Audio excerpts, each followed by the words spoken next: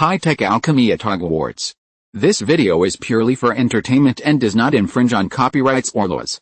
The rights to the novel and image belong to the original author. We do not claim ownership. Don't like waiting and want to listen to this fanfic in full now? Subscribe to our Patreon, where you'll find the best fanfics. Chapter 1 Mr. William Buffalo with an appointment. 1991, afternoon. Outside the vaulted office on the 8th floor, Hogwarts Castle. Knock, knock, knock. Argus Filch, the castle's keeper, knocked on the ornate oak door of the principal's office decorated with brass animal heads. "Headmaster, there's someone here," he said, frowning, looking at William Buffalo who was standing next to him, obviously forgetting the name that the other party had introduced himself. "William Buffalo, from Ilvermorny," William added to Filch in a low voice. He felt very tired after taking a boat from New York to the UK and going through the cumbersome approval procedures of the Ministry of Magic, although it was also an extremely exciting experience to actually come to Hogwarts and experience the scenes in the movie in person. Although he was not unfamiliar with Hogwarts in the past, he was not familiar with it to this extent. Yes, William, who has a head of short golden hair, is a time traveler. He is a junior at an unknown university in the Imperial capital. Because of an accident, he traveled to this world where magic has become a reality and Hogwarts really exists. But fate played a joke on him. Unlike many predecessors who had fought wits and courage with the old bees at Hogwarts very early, and even sold the school and ate fat chickens, William was born in a small town called Revere around Boston, USA. 3 years ago, he was recruited to Ilvermorny School of Witchcraft and Wizardry and became a member of the Horned Serpent Academy. Yes, Buffalo, Filch's muttering interrupted William's thinking. William noticed that the castle manager mumbled awkwardly and repeated it twice before clearing his throat and saying, "Mr. William Buffalo from Ilvermorny School of Witchcraft and Wizardry, he said he had an appointment with you and wanted to discuss the transfer." While speaking, he glanced at William with a suspicious look. "Please wait," a full-blooded answer came from the office. There were subtle footsteps.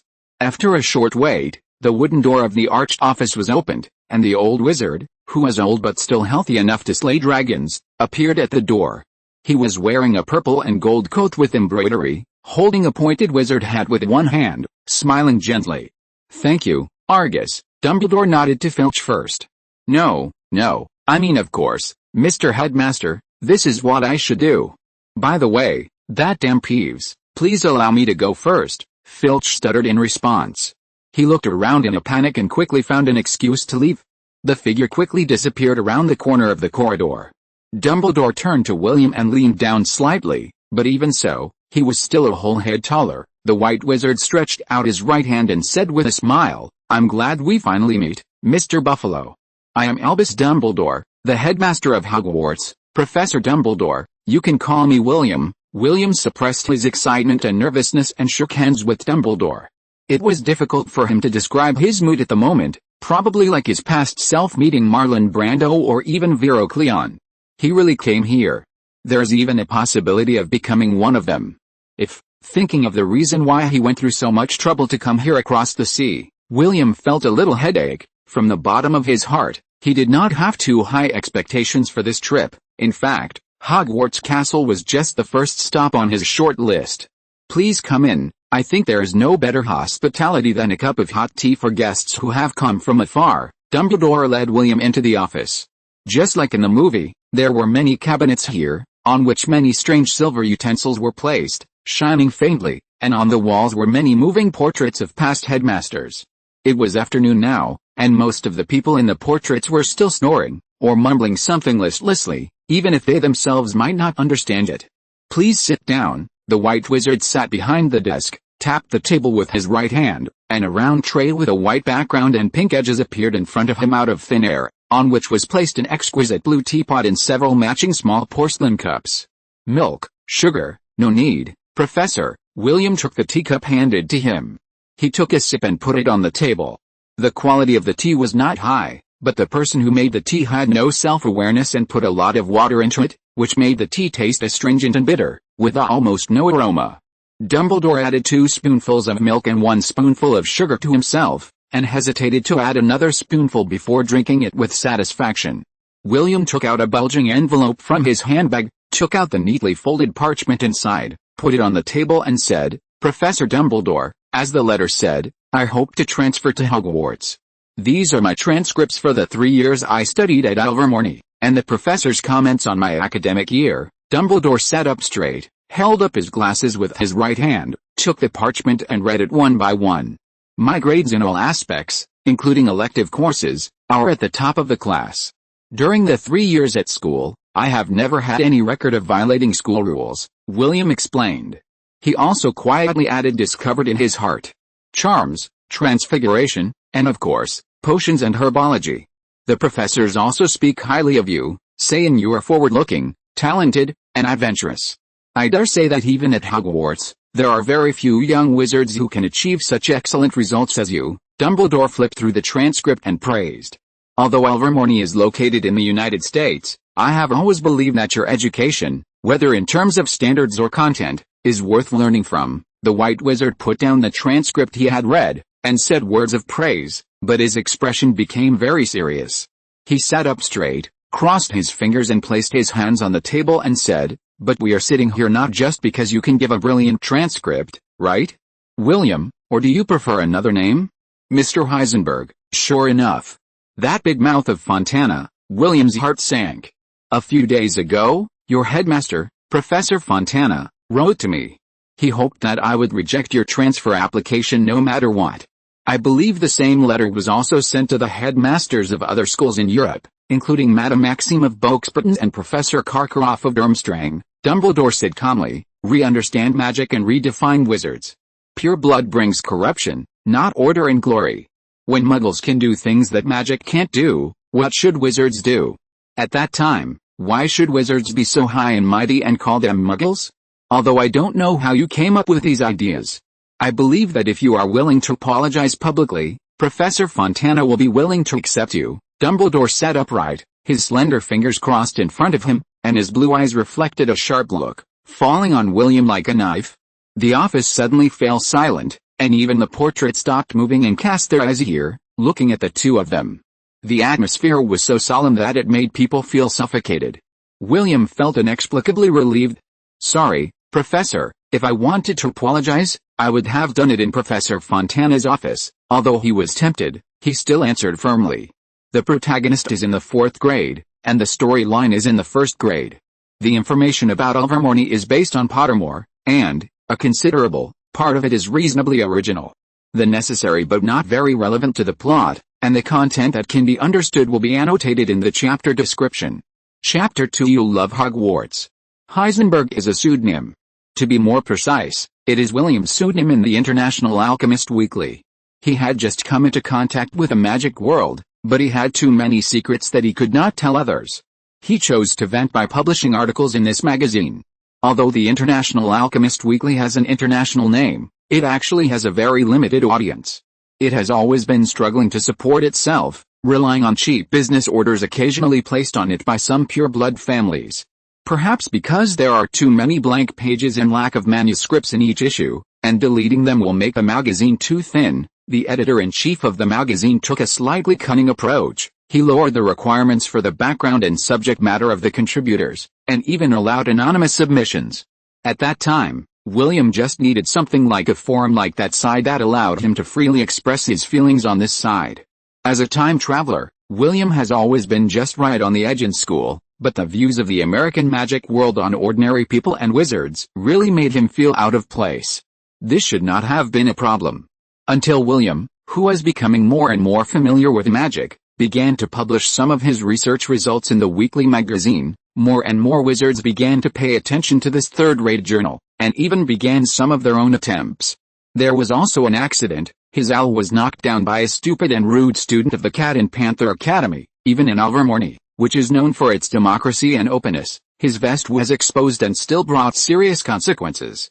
This idea is extremely dangerous. If it is allowed to ferment, it will affect our relationship with the No-Maj. Those lunatics will repeat the tragedy of Second Salem. Gilbert Fontana, the headmaster of Ilvermorny, pulled William into the office and roared that he must apologize publicly, admit his mistakes, and never say anything crazy again. Thank you for your time, Professor Dumbledore. William drank the remaining tea in the cup, which was already a little cold, and finally looked around the arched headmaster's office. You don't really have high hopes for Hogwarts, do you? There's always some way to deal with Durmstrang. The worst that can happen is to write a threatening letter to Karkaroff. But we have to find that damn place. While thinking about his next plan, William stood up and prepared to say goodbye to Dumbledore. He hadn't figured out how he would find Durmstrang without his wand.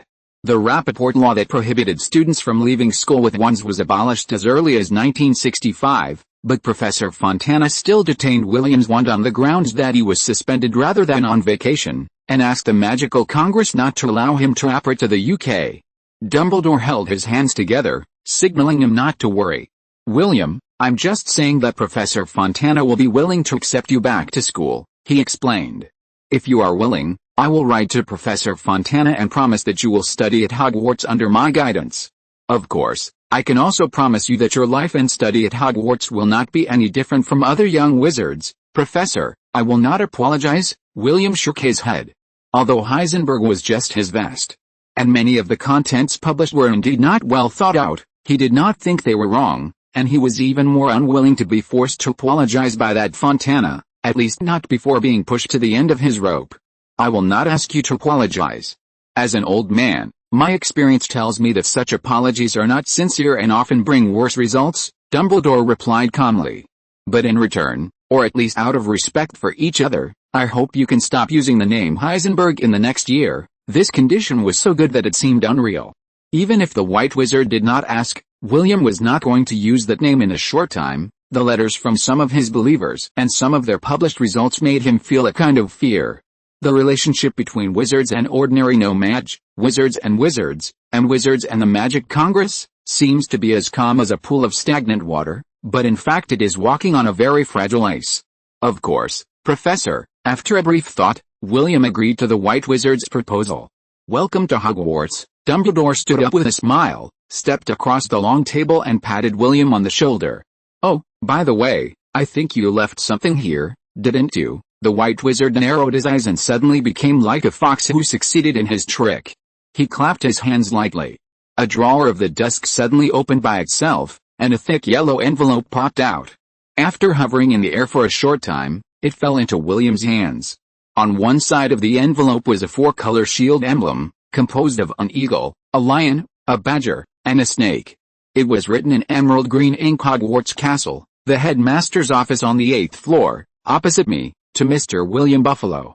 William took out the letter and read it. "Headmaster of Hogwarts School of Witchcraft and Wizardry, Albus Dumbledore." "Professor, you will make me regret agreeing so readily." He looked up helplessly, looking at the headmaster with a sly smile on his face. "Every new student who joins Hogwarts must be recognized by the pen of acceptance and the book of admission." The envelope was prepared in advance, which means that Dumbledore had agreed to his transfer and completed the registration in advance long before he came to Hogwarts.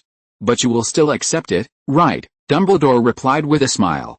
Even William himself could not refute it. He also considered becoming a wild wizard or self-studying through bookstores, but this idea was soon proved to be unrealistic. In this world, the wizard circle is not large, and for this reason, education is much more important than knowledge. Looking for a job, any decent position requires a certificate of the corresponding level. But if you want to take the certificate exam, you must get a recommendation from the school. Not to mention the school's alumni network. If you are not a graduate of the magic school, no matter how outstanding your performance is, you will be excluded by your colleagues. Just because he is not one of us. As for keeping a low profile, living like an ordinary person, and becoming a rich man, this is indeed feasible. But after seeing the magic of magic and having the opportunity to break into such a wonderful world, William will never be willing to do this. As the letter said, the new semester will start on September 1st. You can buy textbooks and other items needed for the semester in Diagon Alley. I will write to Professor McGonagall to take you there. I noticed that you may need a new wand. Yes, Professor, William replied. His old wand was confiscated by Professor Fontana. Dumbledore nodded and continued, there are many differences in teaching between Hogwarts and Ilvermorny. Although it may be too early to say now, I have a feeling that you will definitely like life in Hogwarts. Mr. Buffalo, Heisenberg's pseudonym stems from American TV series, and is limited to American TV series. Anyone who touches D should be taken to be shot for 3 minutes. Chapter 3 Hermes. William and Dumbledore sat in the office for a while. The White Wizard casually asked William about his experience in Ilvermorny, and William chose the more formal answers. It was not until the whole pot of tea was finished that Dumbledore took a roll of parchment, wrote something quickly, and handed it to the Phoenix Fox, who was watching with interest. "Take William to find Minerva, okay?" Dumbledore whispered. Fox lightly took the parchment roll and landed on William's shoulder, looking at him sideways. William noticed that Fox was quite light despite a seemingly large body. If he hadn't felt the force of the claws on his shoulder, he would have thought it was just a balloon. "Thank you for your time, Professor." William stood up and said goodbye to the White Wizard. Dumbledore also stood up and saw him out of the office. "By the way," Professor William stopped before closing the door. "What's wrong?" Dumbledore waited patiently. "You don't happen to know Hermes, do you?" William chose his words carefully and asked word by word. Hermes was a pen pal of his. William still didn't know the other party's identity, he only knew that he claimed to be a genius in alchemy. But Hermes was indeed very powerful. When William was kicked out of Ilvermorny, it was he who wrote to offer to help solve the procedural problems and let William come to Europe to look for opportunities. To be honest, William originally thought that he was just some overly enthusiastic old bastard, but this interview that went too smoothly aroused his suspicion. Hermes? He was created by ancient Muggles, the god of commerce, travelers, thieves and livestock. Of course, some people also think that he is actually a wizard, isn't he? Hearing his question, Dumbledore just raised his eyebrows, as if he didn't know why William mentioned Hermes. William kept looking at Dumbledore carefully, trying to find any clues from his wrinkled face, but all he could find were wrinkles and a slightly cunning smile like a fox. Fox began to step on William's shoulder impatiently, forcing him to temporarily give up the idea of asking for clarification. He closed the door and walked downstairs with Phoenix. The cunning old bee must know, William thought to himself, and then threw the idea out of his mind. Until now, he couldn't believe that he had come to Hogwarts after going around in circles. But he didn't know that as soon as the door of the headmaster's office was closed, Dumbledore's face became extremely serious. He strode back to the desk, took some strange-looking instruments from the table beside him one by one, and placed them on the table. Dumbledore stood behind the table, hesitated for a moment, and picked up the wand from the table again. "Hinc lucem pocula sacra." Dumbledore shook his wand gently and murmured. With the sound of silverware colliding, wisps of white smoke began to pour out of the tube-like instrument. The smoke became more and more, and it actually outlined the outline of a person in the air. Looking closely, the outline was still moving, holding up the teacup with his right hand, drinking it, and even curling his lips in disgust. How could there be nothing? How could I not see through it? The White Wizard stared at the white smoke closely, muttering almost silently. The smoke began to dissipate little by little. But until the end, he didn't find what he wanted to see. Dumbledore sighed softly, waved his wand, and erased the last trace of it. The Archoffice returned to silence. "I thought you liked that boy, so you spent so much effort to bring him out of that wild country. Mature, cunning, and many secrets. I bet he must be a pureblood." A greasy man's voice suddenly sounded. The voice came from a portrait on the wall. Phineas Nigellus Black. The most unpopular headmaster in the history of Hogwarts. William naturally didn't know that one night some time ago, after receiving a letter from the United States, Dumbledore sent a letter to his old friend Newt Scamander in an office in the Woolworth Building in New York. "Phineas, I thought you wouldn't recognize the bloodline of North American wizards. Do you know his article? Some innovations in the use of the existence charm." Dumbledore didn't answer, but asked another question. He sat back in the high-back chair with a tired look and looked up at the ceiling of the office. It seemed that there was something there. "Of course, Everard has been chattering about it. I mean studying it." As Phineas was talking, another portrait stared at Phineas fiercely, making him shudder and use more civilized words. "But in the final analysis, isn't it just the existence charm combined with other spells?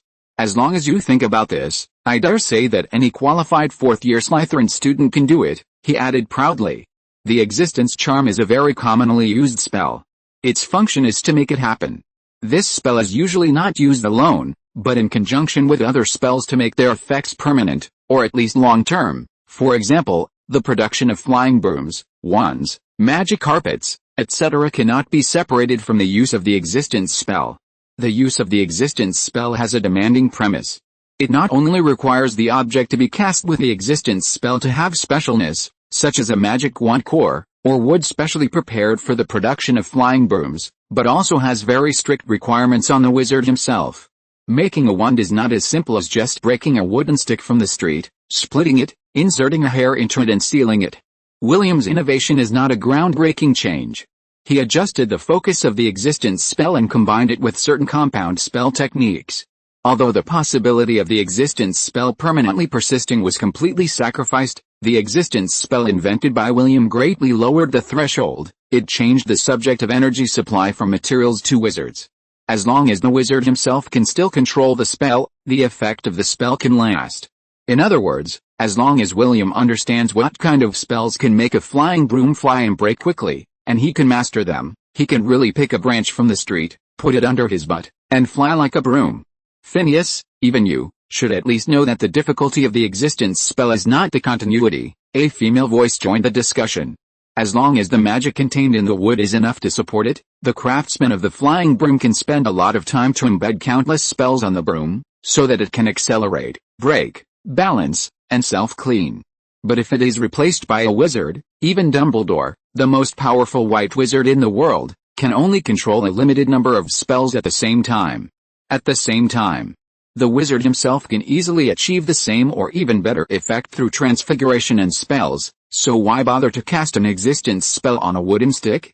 Therefore, in the eyes of many wizards, this innovation of Heisenberg is actually a useless thing.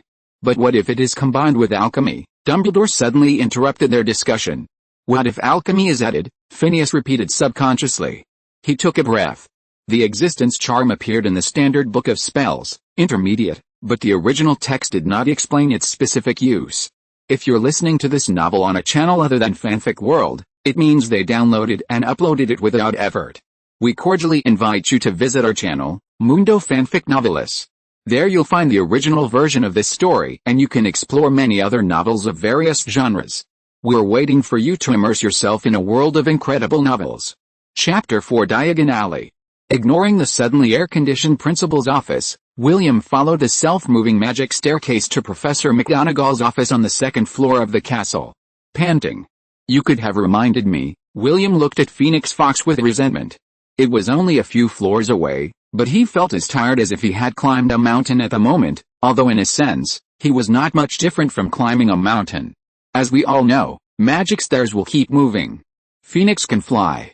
But William can't fly. There is no magic wand at hand. He has very good reasons to suspect that Fox, the flying turkey, has been deliberately misleading him, making him step on the wrong stairs. Noticing William's eyes, Phoenix raised his head proudly. I'll arrange it for you sooner or later, William thought, knocking on the office door. Come in, a steady female voice came from inside. William opened the door of the office. Professor McGonagall's office is different from the principal's office, which is large but inexplicably crowded. Everything here is arranged in an orderly manner. What caught his eyes were two orange high-back sofas with a large fireplace in the middle. Through the large floor-to-ceiling windows, William could see the Quidditch field outside. Professor McGonagall, wearing a dark green wizard robe and a Scottish plaid shirt, sat behind a long table in the corner of the room, quietly reading a document. Who are you? Professor McGonagall looked up and saw William raise his eyebrows. Before he could answer, the Phoenix had already landed lightly on her shoulder, handed her the note, and picked out some favorite dried fruits from the small plate on the desk. William introduced himself and was led to sit on the bench. Professor Dumbledore mentioned that you need to go to Diagon Alley to purchase textbooks and other things needed for the start of school. Let me see your book list. Professor McGonagall took the book list and looked through it carefully. He has selected 2 elective courses for you, Care of Magical Creatures and Ancient Runes. You know that students are required to choose elective courses at Hogwarts, right? Yes, Professor McGonagall, William replied. Not only have we learned about it in movies and novels, but in Ilvermorny, students above the 3rd grade are also required to choose elective courses of their interest. He originally planned to choose divination and Muggle studies, which were relatively simple and easy to get mixed marks, but he didn't expect that Dumbledore had already made the decision for him.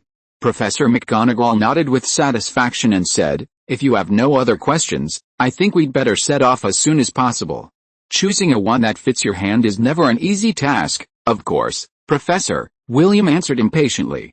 Come with me, Mr. Buffalo, Professor McGonagall stood up skillfully and walked towards the door, saying as she walked, "Inside Hogwarts Castle, all teleportation magic, including floo powder and apparition, is prohibited.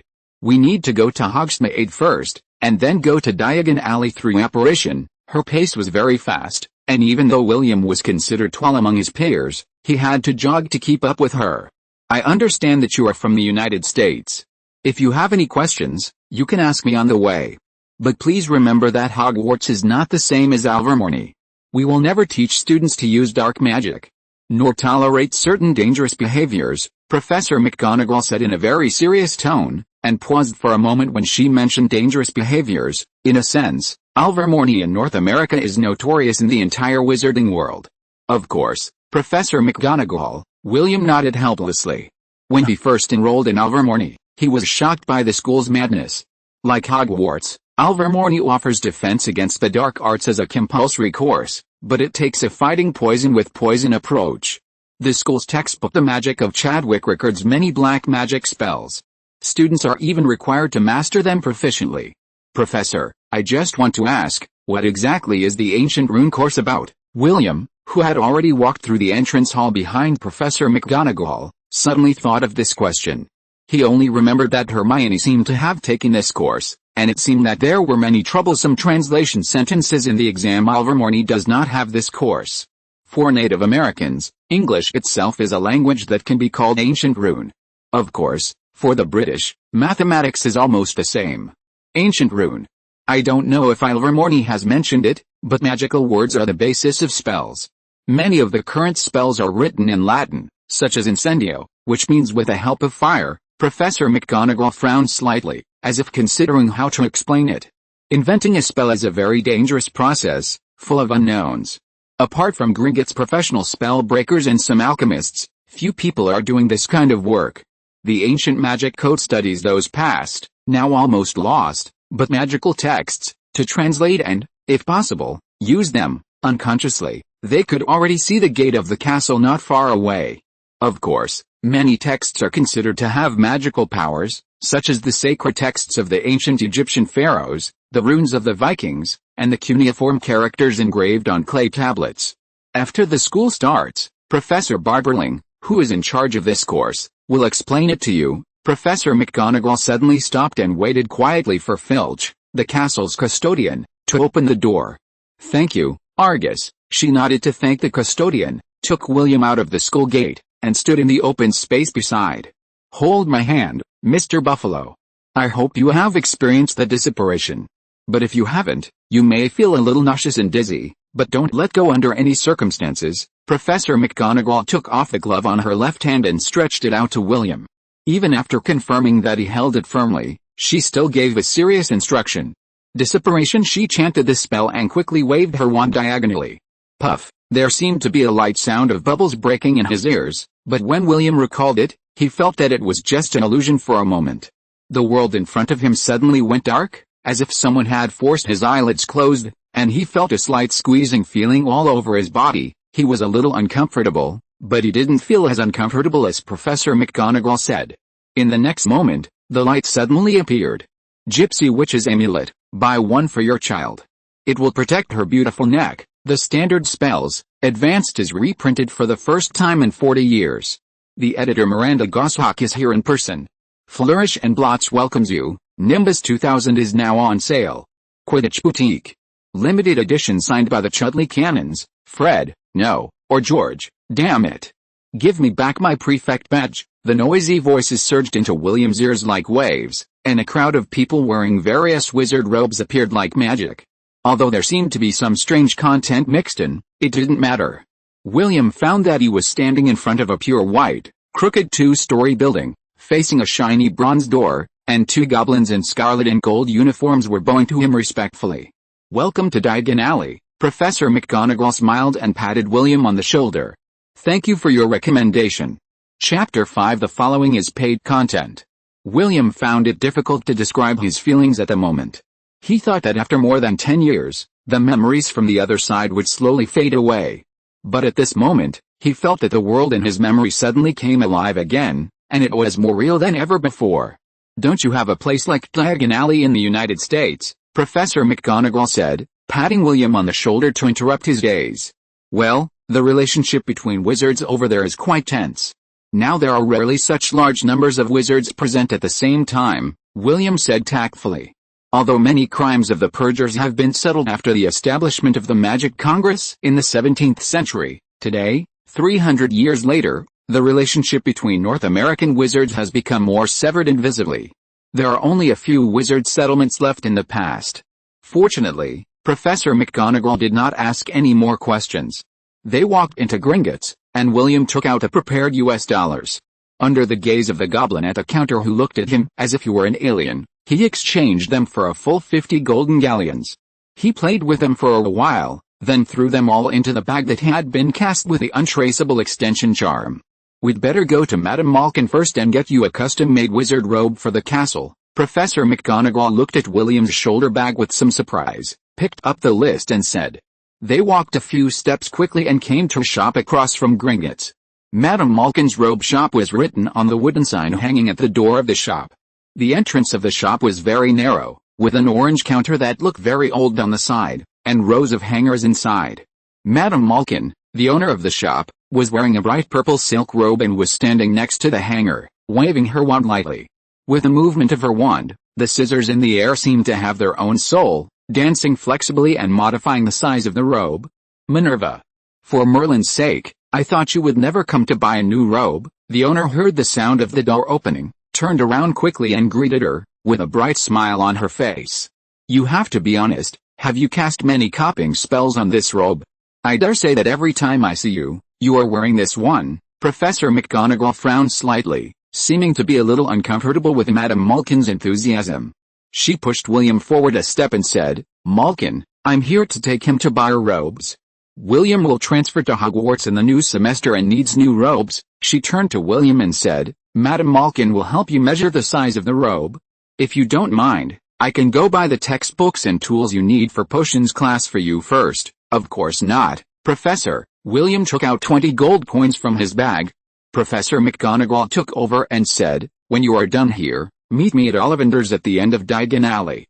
His wands are the most famous in Europe. She turned around and wanted to leave, but was stopped by Madame Malkin. Minerva, would you like to have a cup of tea some other day? For the sake of the past days, I am free next Monday. After a brief hesitation, Professor McGonagall agreed. She pushed the door open and left, while Madame Malkin looked at William with a smile on her face. It's not common to have transfer students in Hogwarts. Let me guess. Boxplatons? No, you are not as delicate as those French guys. Or Durmstrang. Madame Malkin pulled William into the store, talking, but before William could answer, she continued to talk to herself. Not likely. You don't look like someone who often wears a coat. Ilvermorny. William saw Madame Malkin's confused look and added, in the United States, North America. Well, I think I need 3 sets of black plain masks. He took out a list and looked at the beginning. 3 sets of plain black work robes, a peaked hat that matches your blonde hair, and a winter cape, my little boy. You are the first little American guest I have received in all these years. After hearing that William was from the United States, Madame Malkin suddenly burst into amazing enthusiasm. She pushed William to stand in front of a huge dressing mirror and stepped onto the steps. With a gentle wave of her wand, 2 measuring tapes whooshed out of her waist pocket like pythons, flying around William up and down, occasionally pulling him to raise his arms or pose in some stiff and awkward postures. William dared to swear that the last time he had a similar experience was when he was dragged by his own mother to go shopping for clothes in the mall during the Chinese New Year in his previous life. For nearly half an hour, he was manipulated like this until Madame Malkin nodded with satisfaction, and then waved her wand to let the measuring tapes release him. I'm not familiar with your robe shops in America, but I dare say that there is no one in the whole of Europe that is better than mine. Even Toffin. How can he? Madame Malkin said something in a low voice. Based on her expression, William guessed that she probably cursed. You know, we were the first to invent the robes that can be ironed and repaired automatically. That vain one is just, she seemed to curse more. But how did you do it? William asked puzzled. Ilvermorny's school uniforms are uniformly made and distributed. Although they are well made and comfortable to wear, they are just ordinary robes after all. In William's impression, it is not difficult to make items magical. The difficulty lies in making the magic effect of the items stable and lasting. It is undoubtedly more difficult to maintain the spell on daily necessities like robes that will experience various bad situations, such as heavy rain, tearing, etc. Of course, using the existence spell like the flying broom, stacking layers of spells to protect, is certainly a feasible solution. But no matter how William looked at it, the price of this whole set of clothes didn't seem to be more than a few gold galleons. This is a secret that has been passed down in the Malkin family for hundreds of years. I can't just reveal it to you like this. But, Madame Malkin smiled and shook her head. She suddenly winked cunningly. Then, William realized that the next part is paid content. William, right? You are from the United States. You must not know how cold the winter in the UK is. Madame Malkin lightly tapped her wand, and a thick booklet flew over the counter and unfolded in front of William. Arrangement. After William voluntarily paid 7 more gold galleons for the 2 silk shirts, a set of pajamas, and the automatic warming function specially added to the robes, Madame Malkin finally revealed her secret. Look carefully. She put her wand on one of the robes and whispered a spell that William had never heard of before. Starting from the tip of the wand, a silver light suddenly lit up. The light spread out like wildfire, forming lines, connecting into patterns, and finally interweaving into 2 small strange characters. Comma, and. In the ancient runes, they symbolize wealth and the sun. Now even in the whole of Europe, only a very small number of wizards still master this ancient technique, and the Malkin family is one of them. You know, we have a foothold in Diagon Alley, not relying on some low-level, inferior plagiarism, imitation, that kind of vulgar robe style. Madame Malkin proudly puffed up her chest, but still couldn't help but cursed again in a low voice. But tell me, aren't you worried that I will learn it? William looked at the 2 runes carefully. He noticed that although the lines that outlined the 2 runes looked ordinary, they had an oily black luster. The 2 runes were connected by an arc. This doesn't seem to be difficult to imitate. According to the alchemy knowledge he learned in Ilvermorny, as long as he analyzed the material of the lines used to outline the 2 runes, and then used general spell removal to peel them off in strips, he could reverse the spell cast on the robe and then imitate a similar appearance. My lovely little transfer student, do you think you are the first customer to ask this question? Madame Malkin smiled as if she saw a fool. The signing station has arrived. It is mentioned in Pottermore that Madame Malkin's robes can be automatically ironed and repaired. Pure-blood wizards often think that the extraordinary clothing store is more upscale. Chapter 6 Nimbus 2000. You're not the first person to ask this question. Madame Malkin raised her head proudly. But do you know what kind of fur is most suitable for the effect of channeling rune magic? What corresponding potion should be mixed to acid wash the silk thread? If you want to adjust the size of the robe, how should you change and arrange it? She asked questions one by one, making William Buffalo, who knew nothing, fall into thinking. People always think that the old-fashioned shop of Toffin is the most high-end. But you have to know that the Malkins have been doing this business long before he came to Diagon Alley. Click. While they were talking, the scissors that were adjusting the size of William's robe had finished their work and fell on the counter with a muffled sound. Madame Malkin carefully checked them one by one, nodded with satisfaction, and waved the wand in her hand lightly, stacking them together and packing them. Okay, a total of 14 gold galleons, thank you. William took out 14 gold galleons from his pocket and handed them to Madame Malkin. Although this shopping exceeded the budget, it was also a good experience. By the way, Madame Malkin, can I ask you to make something for me? He stopped and said as he was about to leave. Of course, although William's request was a little rare, when he described the need carefully, Madame Malkin was a dream partner. In just the time it took to drink a cup of tea, a golden Gordian knot was made. This is a little gift. I added a small amount of material to the silk thread to prevent it from fading. But what are you going to do with it? Madame Malkin finally used her wand to remove the excess thread on the silk knot and handed it to William. Just a little souvenir? William gently stroked the smooth surface of the silk knot, and the golden silk thread shone with a faint luster in the afternoon sun. 3 years ago, he was standing on the Gordian knot pattern in the middle of the stone slab in the entrance hall of Ilvermorny Castle, and was admitted to the Horned Serpent Academy, officially starting his life in the magic world. He was still willing to ask some knowledge about runes, but Madame Malkin's attention had been attracted by the new family. William had no choice but to leave the store. Next we'll go to Ollivander's. Stuffing his robes and other clothes into his shoulder bag, William walked to the end of Diagon Alley. He wanted to go to the Flourish and Blots bookstore next door, but it was packed with people. Ms. Goshawk, I'm a reporter from the Daily Magic News. May I ask why you suddenly thought of reprinting the standard book of spells? A reporter shouted loudly, but the question was quickly suppressed by a louder voice, which also stopped William from entering the store. The latest product of the Nimbus series. Nimbus 2000. The fastest broom in the world. It can accelerate to 100 miles per hour in 10 seconds, opposite Flourish and Blots. The owner of the Quidditch boutique, a bald man in his 40s or 50s, was holding a brand new broom and shouting loudly. Many wizards gathered there, listening to the owner's praises and praising the Nimbus 2000.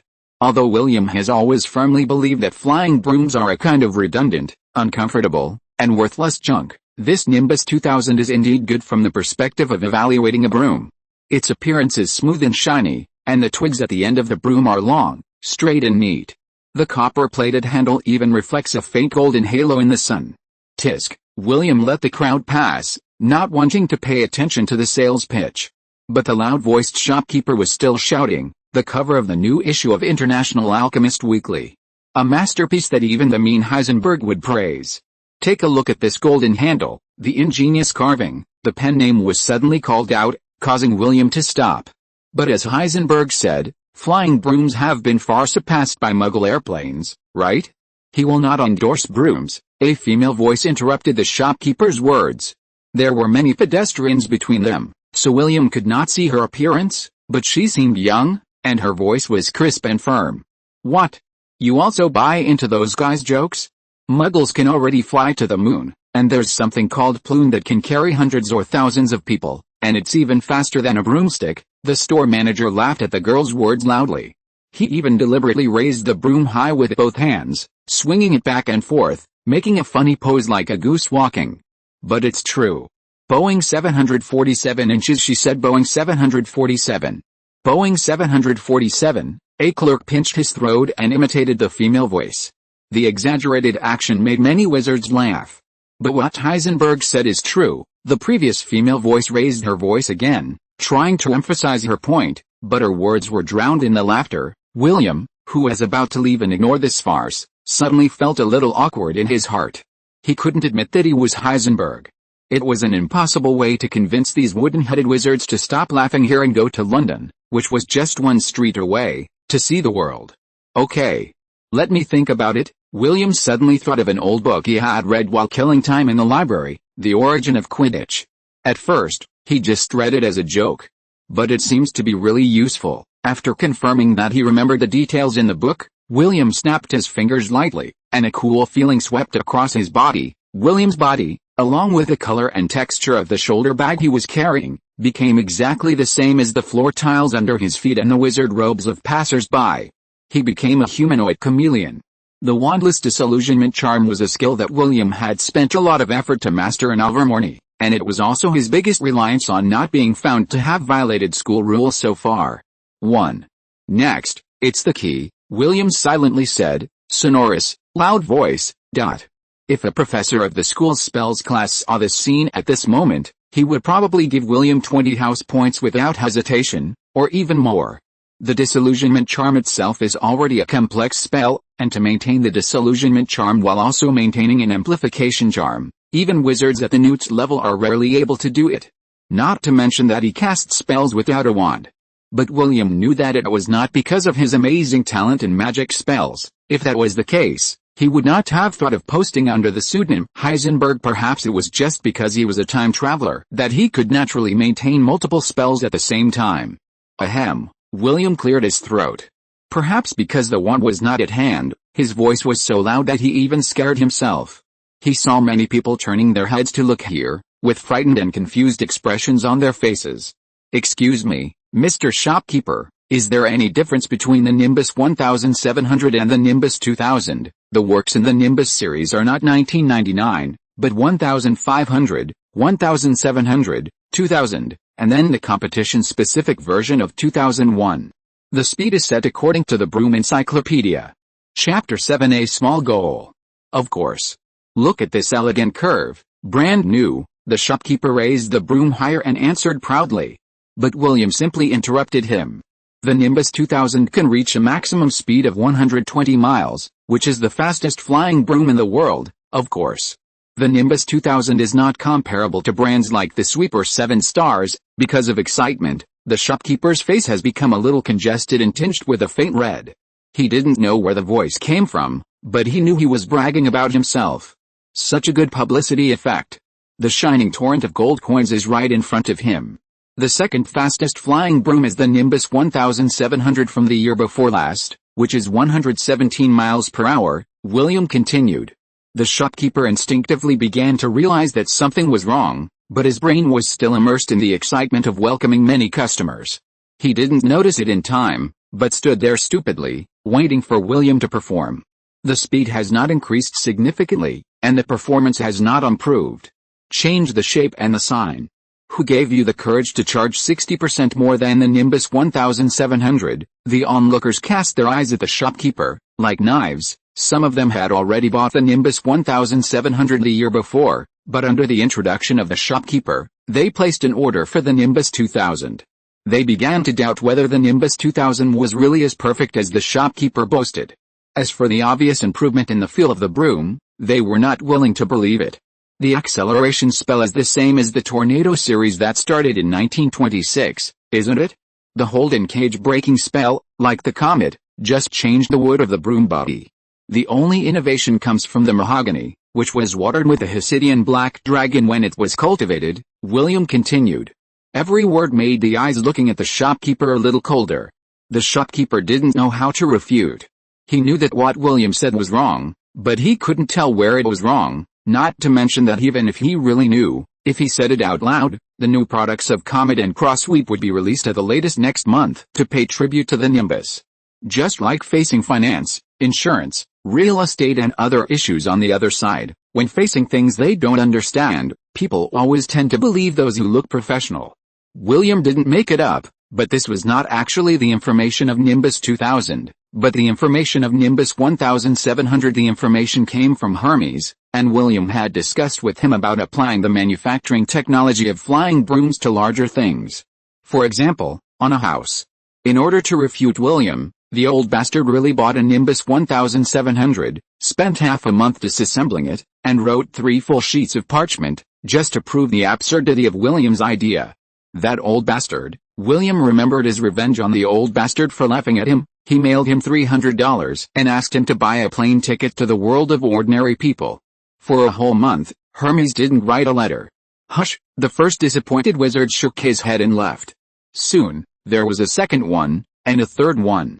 The crowd that originally surrounded Quidditch quietly dispersed, leaving only the customers who bought brooms in front of the sad-looking shopkeeper, asking for a refund with an unhappy look on their faces.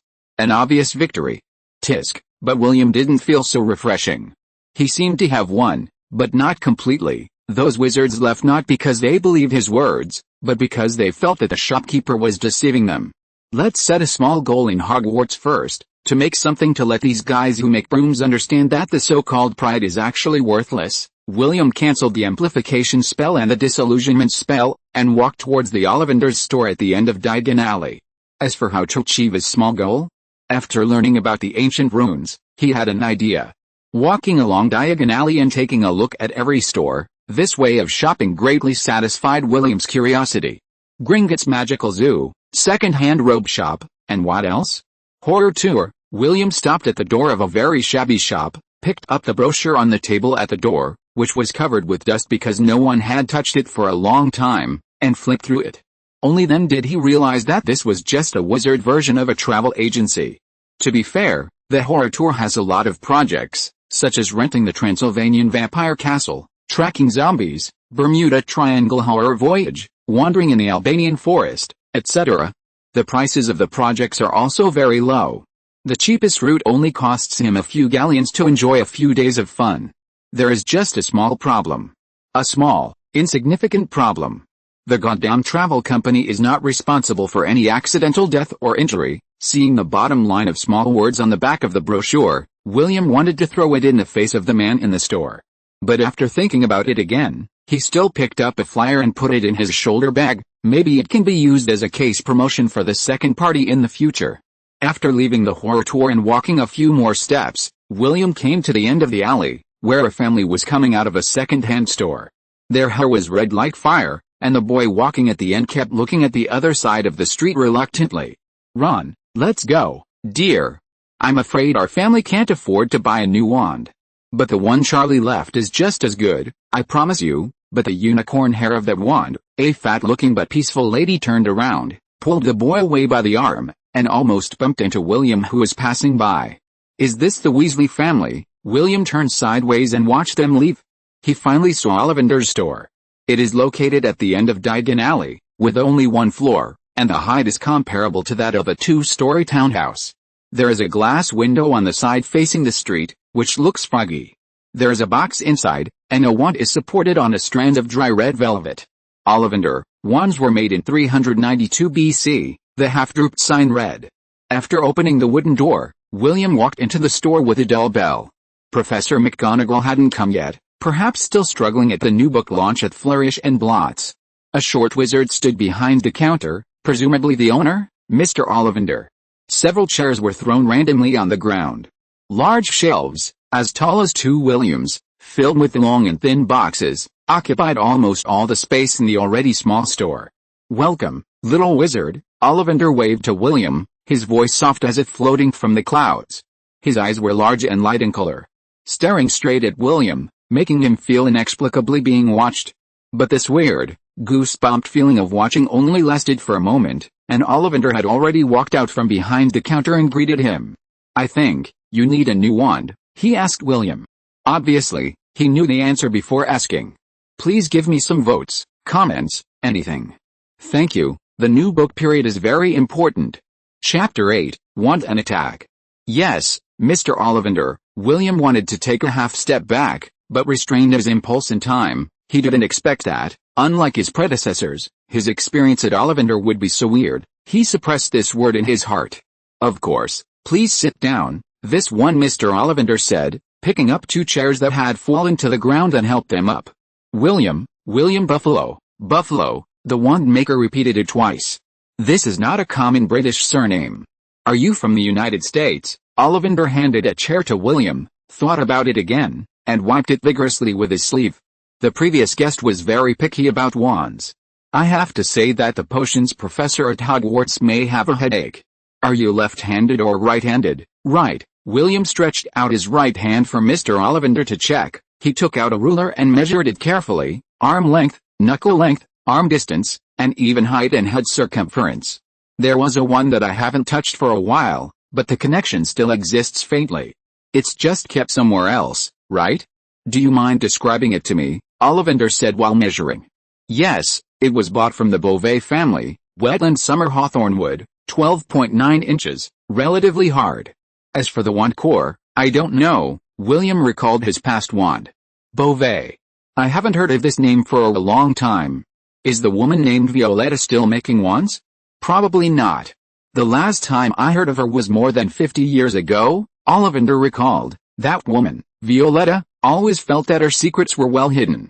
But we all know that in order to enhance the black magic, she secretly used the hair of the werewolf in the wetland. A very risky and radical choice." Even though William had just arrived in England, he knew that the adventurous and radical mentioned by Ollivander were not actually good words, just like a person he met on the ship told him. "These British guys, you have to listen to the opposite of what they say. When they say you are interesting, they are actually saying that you are talking nonsense. If they praise you for being brave, they are calling you a fool. Although it is only said. He's from Orleans." "Okay, I think I know." Ollivander let go of William's hand and said.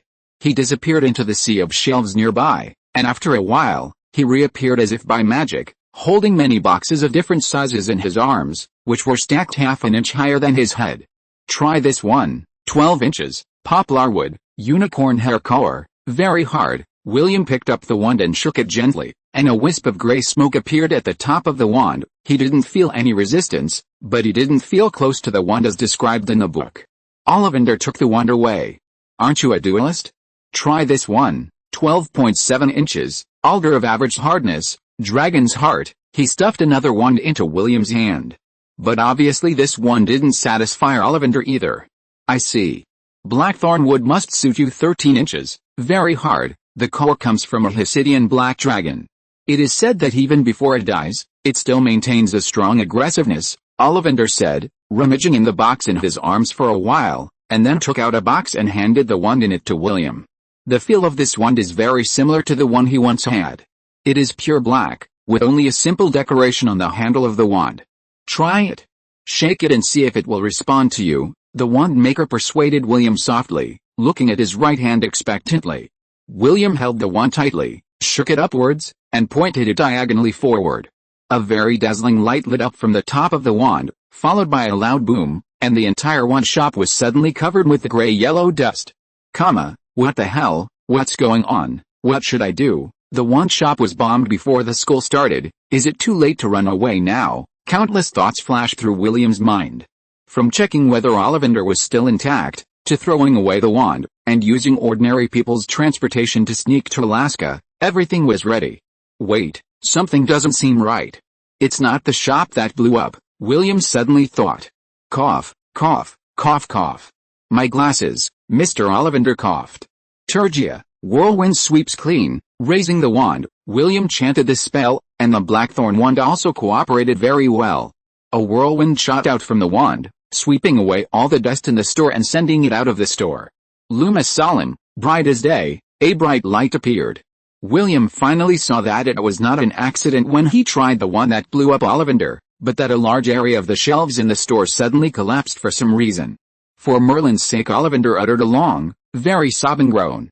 Mr. Buffalo, I think this wand is very suitable for you. He looked up at William in embarrassment, his two big eyes flickering, looking watery, as if he was about to cry in the next second. For Merlin's sake, William really couldn't bear to pay the money like this, and then turned around and walked away. Mr. Ollivander, I guess you need some help, William took the initiative to say with a sigh.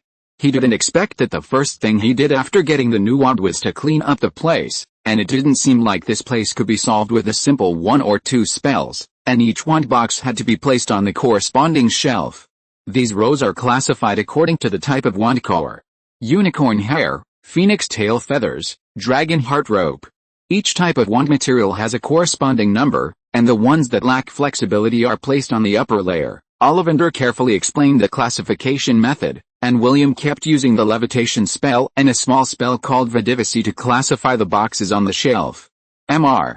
Ollivander, I would like to ask, do you also use the method of existence spell to make wands? William asked, thinking of his own wands in the past.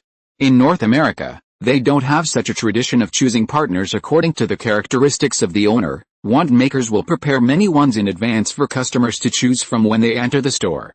If they are satisfied, they will pay the money directly and take the wand away. Of course not. The existence spell is as rough and barbaric as it is blasphemous. Even mentioning it is an insult to the wand-making skills. Ollivander's originally gentle voice suddenly became sharp. In the UK, we tend to borrow alchemical techniques and use ancient magical texts to fuse wood and wand colors. Only in this way can their magic be best preserved and fit the owner of the wand. He stopped talking abruptly. William heard a muffled puff sound, followed by the clatter sound of boxes falling to the ground. Mr. Ollivander.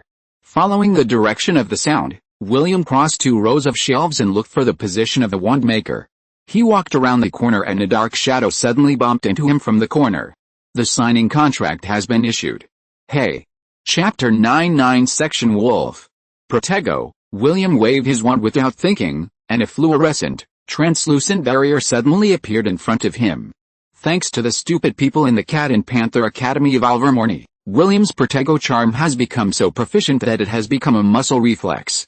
Bang! The black shadow hit the barrier heavily, and then bounced up quickly and fell into the shadow in the corner of the shelf.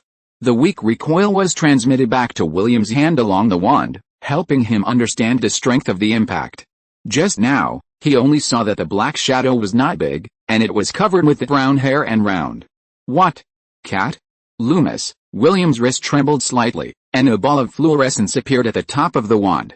He used the faint light to carefully shine on the shadow.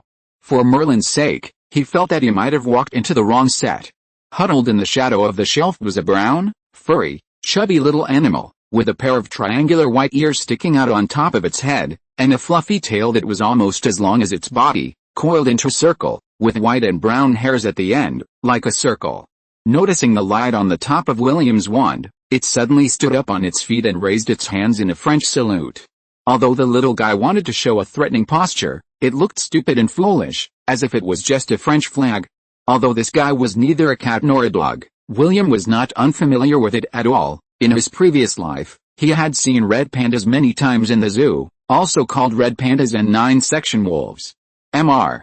Buffalo, did you catch the cat? Mr. Ollivander was walking towards here across a row of shelves, with his wand also shining.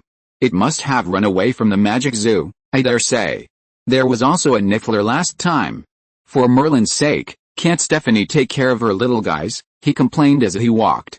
But William didn't think that this little thing ran away from the magic zoo. It was in a very bad state, and its hair, which should have been shiny, was now limp and stuck to its body, and it was stained with a lot of mud and blood. Its eyes were staring straight at William's wand, and even if he made the slightest movement, a humming sound would come out of his throat. Mr. Ollivander, please don't come over here yet, William said in a calm tone. He thought for a while, took out some chocolate from his bag, put it on the ground, and then slowly backed away. At the same time, William pointed the wand in his hand upwards and said, "Eat it, no one will hurt you here." William didn't know if this little guy could eat chocolate, but this was the only thing he could eat. Fortunately, his gesture seemed to ease the atmosphere. Although still cautiously watching William's every move, the little guy's aggression was obviously reduced. It moved forward little by little, picked up the chocolate on the ground with one paw, licked it tentatively, and then stuffed it into its mouth with confidence. Merlin's boots. How could someone do such a thing? Shocking. Unforgivable. Mr. Ollivander took a long breath as soon as he came behind William, and said in great shock. The short man walked almost silently. There was a long wound on the back of the red panda, and blood was still oozing out. The red panda looked up, looked at the short Mr. Ollivander, and then looked at William, who was much taller than him.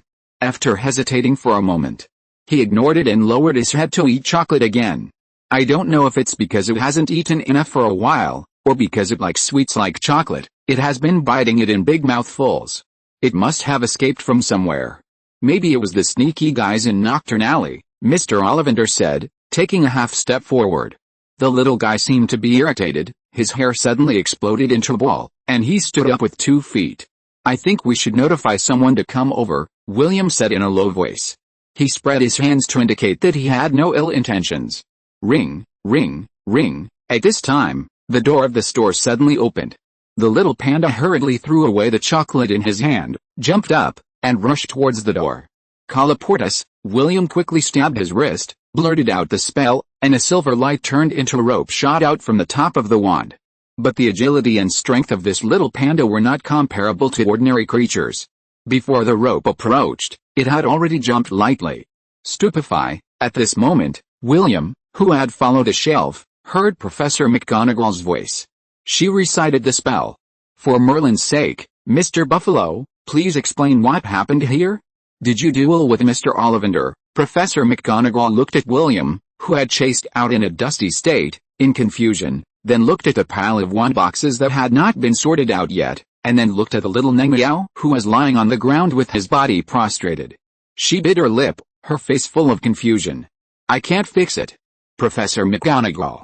After a while, after William's explanation, and Mr. Ollivander's confirmation, Professor McGonagall finally caught up with the developments. Her brows were furrowed, and it was obvious that the panda's experience also made her very angry. This couldn't have been done by the Magic Zoo or Elopsal shop. Although Stephanie is lazy, she is definitely not that kind of person. She used the levitation spell to float the little girl who had already fallen asleep, carefully examined her body and said, Here are all traces of damage caused by the spell, and it has obviously been in prison for a long time. But although I am not familiar with this creature, it should not be a magical creature, right? Her words reminded William. It is very likely that the strong light emitted when he tried the wand stimulated it, causing it to struggle and knock down the shelf. Why does it have outstanding agility and strength? How did it appear in Ollivander's store? I must take it back to the castle. Perhaps Professor Kettleburn will have some way. Professor McGonagall sighed, shook her wand, handed the pile of things that followed her obediently to William and said, William, do you have a place to stay in the UK during the summer vacation? Or can you contact relatives who are willing to let you stay temporarily? William shook his head. He was born in a Muggle family. Although his father seemed to have a distant relative in London, after entering Ilvermorny, His contact with ordinary people, that is, no mage, had been cut off by the people of the Magic Congress.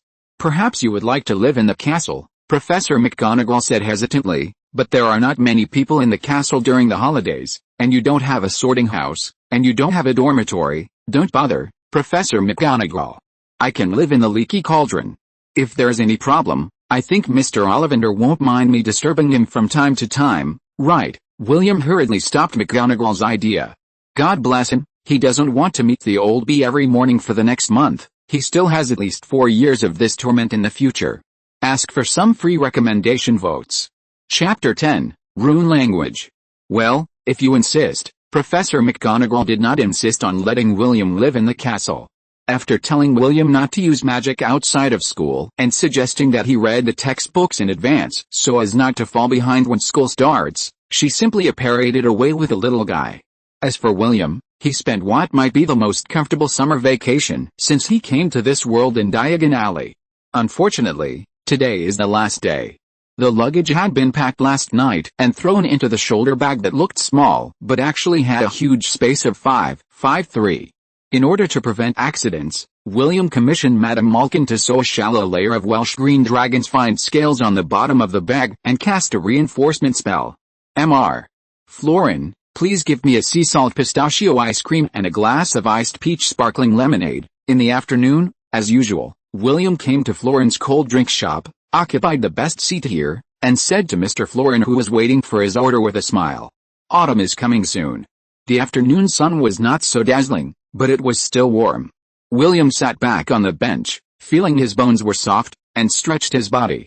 This cold drink shop located in the middle of Diagon Alley is simply a treasure. Not only are there a wide variety of ice cream and drinks, but they are all the boss's own secret recipes.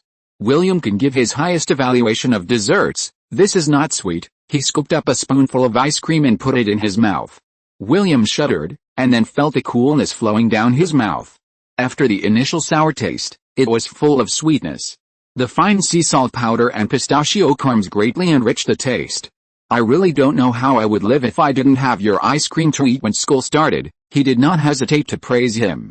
"I dare say that when you start school, you will definitely become a Hufflepuff like me. How about I make an exception and tell you a little secret of Hogwarts?" Mr. Florin smiled and waved his hand. "Let me guess." William pretended to think hard. "For Merlin's sake, you're not going to say that the kitchen of Hogwarts Castle is actually hidden behind a painting of a silver bowl full of fruit?" William saw Mr. Florin curl his lips and knew that he had guessed the answer correctly. "Tom has already told me about this. He also said that you said this to every little wizard who often came," which made Professor Sprout very upset. As he said this, William took another big sip of lemonade and took out a notebook and a fountain pen from his shoulder bag. He bought a lot of these little things when he was wandering around London. These days, apart from William who wants water length when doing homework, there are also silly wizards. Who uses parchment and quills? Tisk, you cunning little brat, and that old Tom.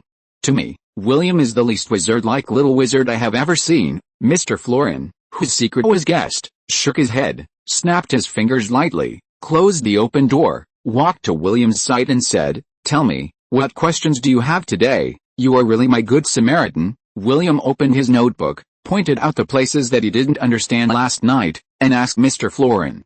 After staying in Diagon Alley for a month, he found that almost all the bosses here are talented and speak well. God knows how Mr. Florin, who has 6 newts including potions, herbology, charms, and transfiguration, can become the owner of a cold drink shop. Although he was on vacation, William was not idle. He carefully read the Hogwarts textbooks from the beginning, and successfully won the favor of Mr. Ollivander through his outstanding performance. "My dear Mr. Buffalo, if I am willing to teach you some knowledge about runes, could you please not pretend to pass by my shop so often?" The wand maker was almost in tears when he said this, and his tone was solemn and earnest. Because William had not yet systematically studied ancient runes, Ollivander only taught him a few simple ways to carve runes, and guided him how to use magical materials to simply stimulate the magic of these runes. "You know, these runes have their most superficial and direct meanings." Ollivander used his wand to draw the shape of the runes in the air, represents rain or snow, is ice, and, respectively, the sun, water and time. He carefully explained the appearance of each rune. Materials of different properties, when engraved with the same rune using magic, will show completely different effects. Use a small amount of salamander blood, engrave the rune representing sun on pine wood, and you will get a round of artificial flame. It can burn all night without burning people, but how to distinguish the meaning of each rune? William asked. He had simply read the textbook of ancient magic. It recorded the various levels of meaning represented by each rune, which was as complicated as nesting dolls. One method, like the most commonly used method now, is to use materials containing magic, such as the blood of magical creatures, to combine with runes. Magical creatures are born with wonderful powers, and this power is also preserved in their blood. When combined with runes, they can stimulate their corresponding effects. Mr. Ollivander pointed to the ones on the shelf. What about the other one? William nodded, indicating that he understood. He did not expect Mr. Ollivander to tell him more detailed secrets. That was no longer paid content, but restricted content. Another way is to use the constraints between runes. Mr. Ollivander wrote, in the air, and then waved his wand. A silver chain bound the three runes tightly, forming a triangular structure. Rain or snow, water, ice. William remembered the explanation just now. Each rune has its own independent meaning, but when they are combined, they form constraints on each other just like this. Mr. Ollivander touched the runes in the air with his wand, and a spring of water emerged from his wand, but as soon as it reached the air, it cooled rapidly and turned into ice. This skill was called rune language in the past. Rune language. William had heard of it for the first time. You can use the exhaustive method. This method of creating miracles instantly emerged in William's mind. But before he could get excited, Ollivander poured another basin of cold water on his head. But William, you must promise me that before you have mastered the translation of runes, don't try to combine them easily. Ancient rune wizards believed that they had the protection of the gods and recklessly combined runes. Most of them died from the crazy magic. I don't want you to be one of them. Finally, the preparations were laid for the start of school. Successfully exceeded 100 collections. Sprinkle flowers. Thank you. If you're listening to this novel on a channel other than Fanfic World, it means they downloaded and uploaded it without effort. We cordially invite you to visit our channel, Mundo Fanfic Novelis. There you'll find the original version of this story and you can explore many other novels of various genres. We're waiting for you to immerse yourself in a world of incredible novels. Chapter 11 King's Cross. September 1st. William arrived at King's Cross Station early after taking a ride with Tom, the owner of the Leaky Cauldron, who was going to pick up his niece. Speaking of which, in a sense, wizards are really generous. If a wizard's box suddenly broke and dropped reptile hearts or the biting book all over the floor, it would be a lot of fun. Looking at the bustling passengers, William couldn't help but sigh. King's Cross is located in the center of London, with a huge number of trains. Even though Londoners are not surprised by strange costumes, they can't stand wizards with two obvious features. Thanks, Tom. William thanked the bus who sent him here, squeezed into the queue of other passengers, and walked towards the station. He soon discovered that, unlike his memory, there was also a platform 7.5 between platforms 7 and 8. Compared with the platform at the other end where several people disappeared every once in a while, this platform was undoubtedly much quieter. For a few minutes, William only saw a man in a conductor's uniform with a wand on his waist, who grumbled and bumped his head against the wall, then disappeared. Dear, that is the train platform to the wizard village on the European continent, but I don't think they will leave today. The platform to Hogwarts is over here, a gentle female voice sounded in his ears. William turned his head and found that the person who spoke was Mrs. Weasley, who was holding the hand of a little girl. Ron, who William had met before, and another older boy followed her. He looked serious and was looking at William in confusion. Are you also a student of Hogwarts? Mrs. Weasley asked. But before William could answer, she frowned again, smiled at William apologetically, turned around and shouted, Fred, George. Come here. The train is about to leave. You definitely don't want to miss the start of term dinner. Hello, I'm Percy Weasley. He's Ron, my younger brother, who will also be attending school this year. My mother, I think you already know her, Molly Weasley. Percy stretched out his hand and introduced himself enthusiastically.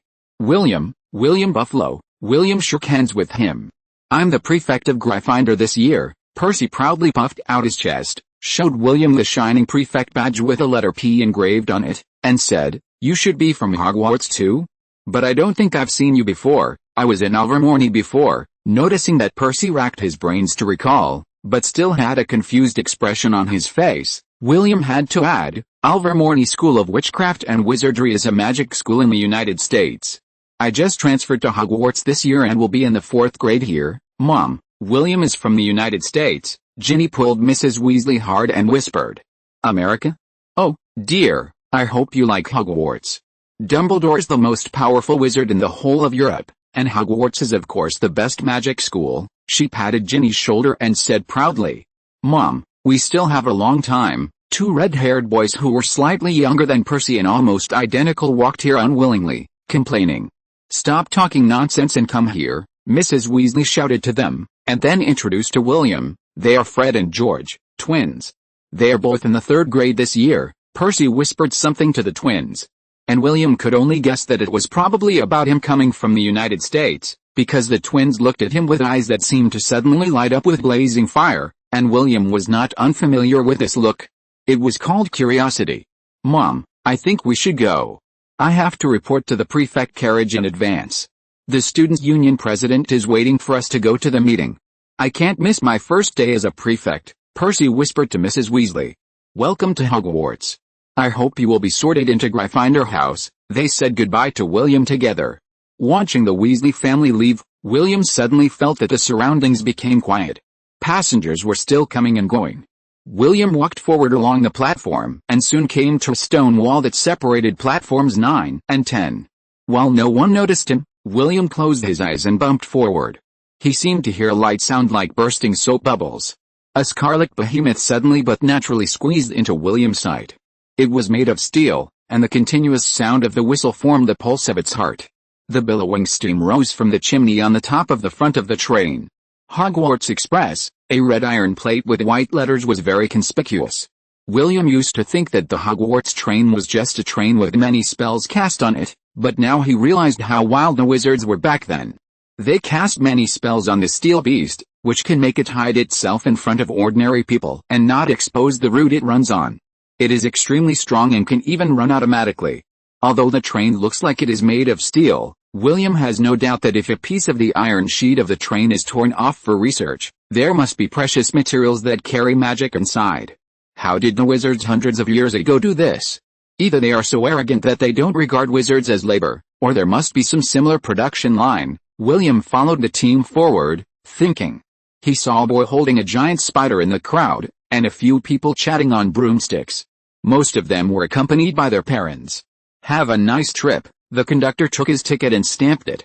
William stepped onto the steps and entered the carriage. Even though he had come to the station as early as possible, he found that the compartments in the front carriages were already occupied. He had to be thankful that he didn't carry a heavy suitcase like the others, because the quarters on this train were ridiculously narrow. Even walking could be dangerous. I take back my praise for those stupid wizards back then, William, who finally found an empty compartment, thought bitterly. It is one thing to understand that wizards hundreds of years ago could not understand user experience, but it is another thing to accept it. For the sake of any great wizard at that time, a shoulder bag could be expanded to 553, so why not extend this unfortunate aisle by another meter?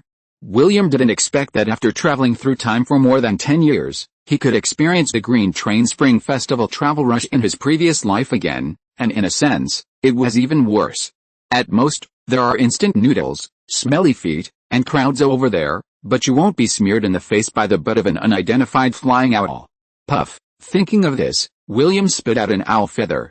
Knock, knock, knock. A girl with dark brown hair knocked on the glass door of the private room, and pushed the door in after seeing William nod. Hello, is there anyone else in this private room? She said a little breathlessly, wiping the sweat from her temples with her empty right hand. The voice was inexplicably familiar. No, please sit down, William answered subconsciously. Thank you, the girl smiled and thanked William, but her brows suddenly frowned slightly, looking thoughtful. Was it you at that time? They shouted at the same time. Please give me some recommendation votes. Free recommendation votes, thank you. Chapter 12, Merlin is dead. William was deeply impressed by her voice.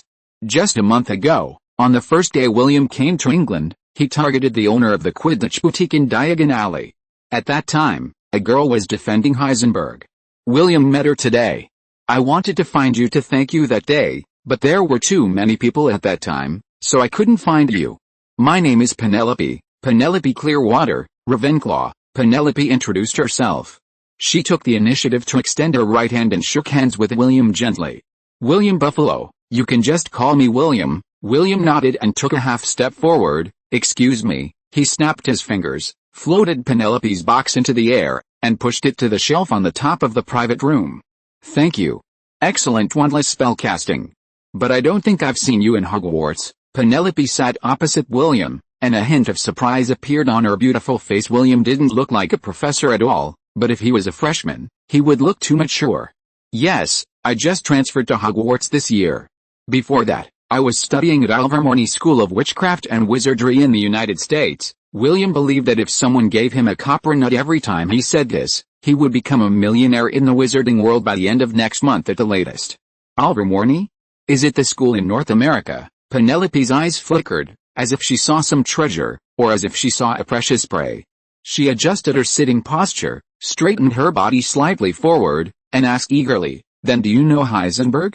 They say he is from Ilvermorny, and he is a student. If you want to say that, I won't be sleepy anymore. Although William really wanted to say that, when he was on vacation in Diagon Alley, Dumbledore sent an owl to send him a letter, informing him of the latest developments in the Heisenberg incident. Although Professor Dumbledore failed to stop some big-mouth media in time, he still successfully persuaded Professor Fontana not to make William's true identity public, and asked the student of the Cat and Panther Academy who shot down the owl that sent him the letter to maintain moderate caution.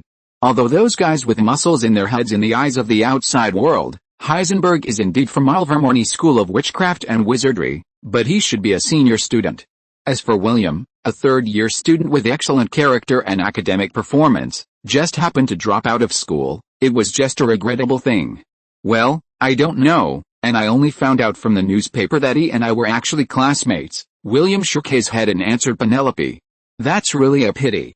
I have always admired him, so that genius. Penelope smiled a little embarrassedly. William was embarrassed to be praised by the fangirl. But he didn't mind more. Heisenberg is indeed a man with a lot of ideas. But how do you know him?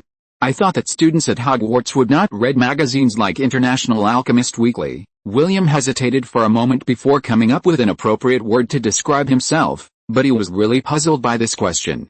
Under his influence, International Alchemist Weekly is indeed no longer the magazine that had to rely on luck to support itself.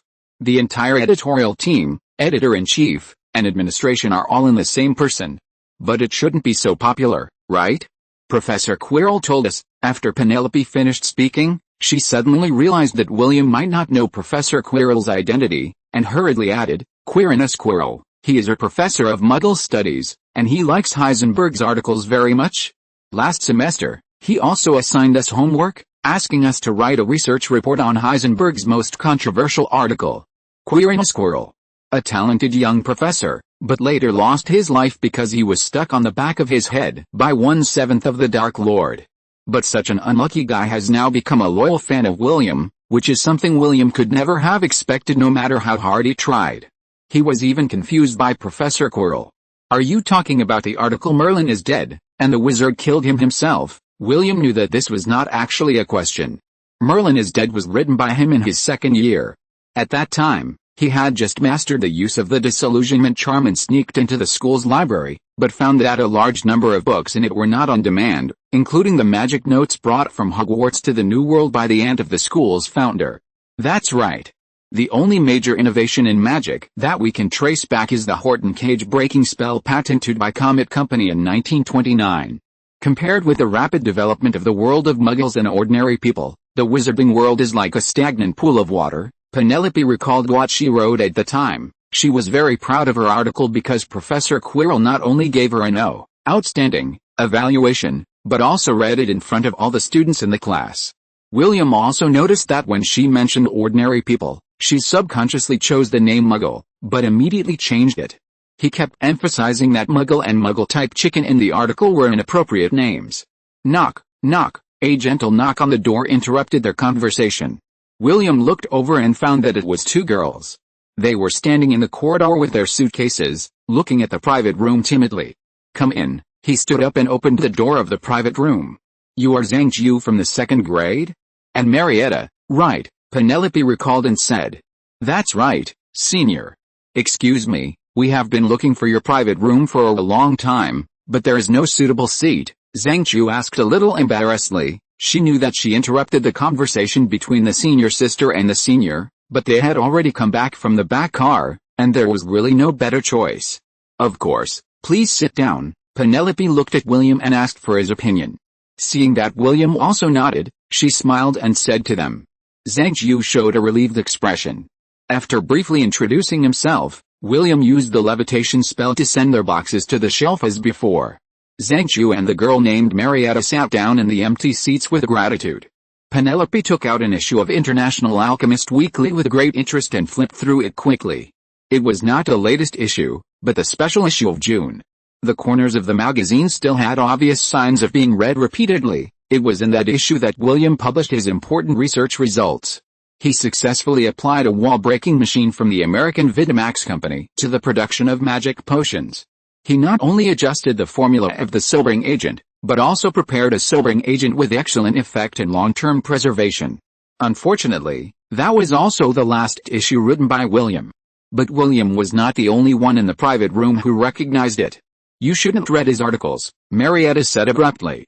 She pointed at the magazine in Penelope's hand and bit her lower lip hard, as if she wanted to gain courage in this way. My mother said that man is poison. He wants to destroy the peaceful relationship between wizards and muggles, and his followers have done many very evil things. The contract status should be changed today. Thanks to the recommendation votes of the book friends. It was a surprise.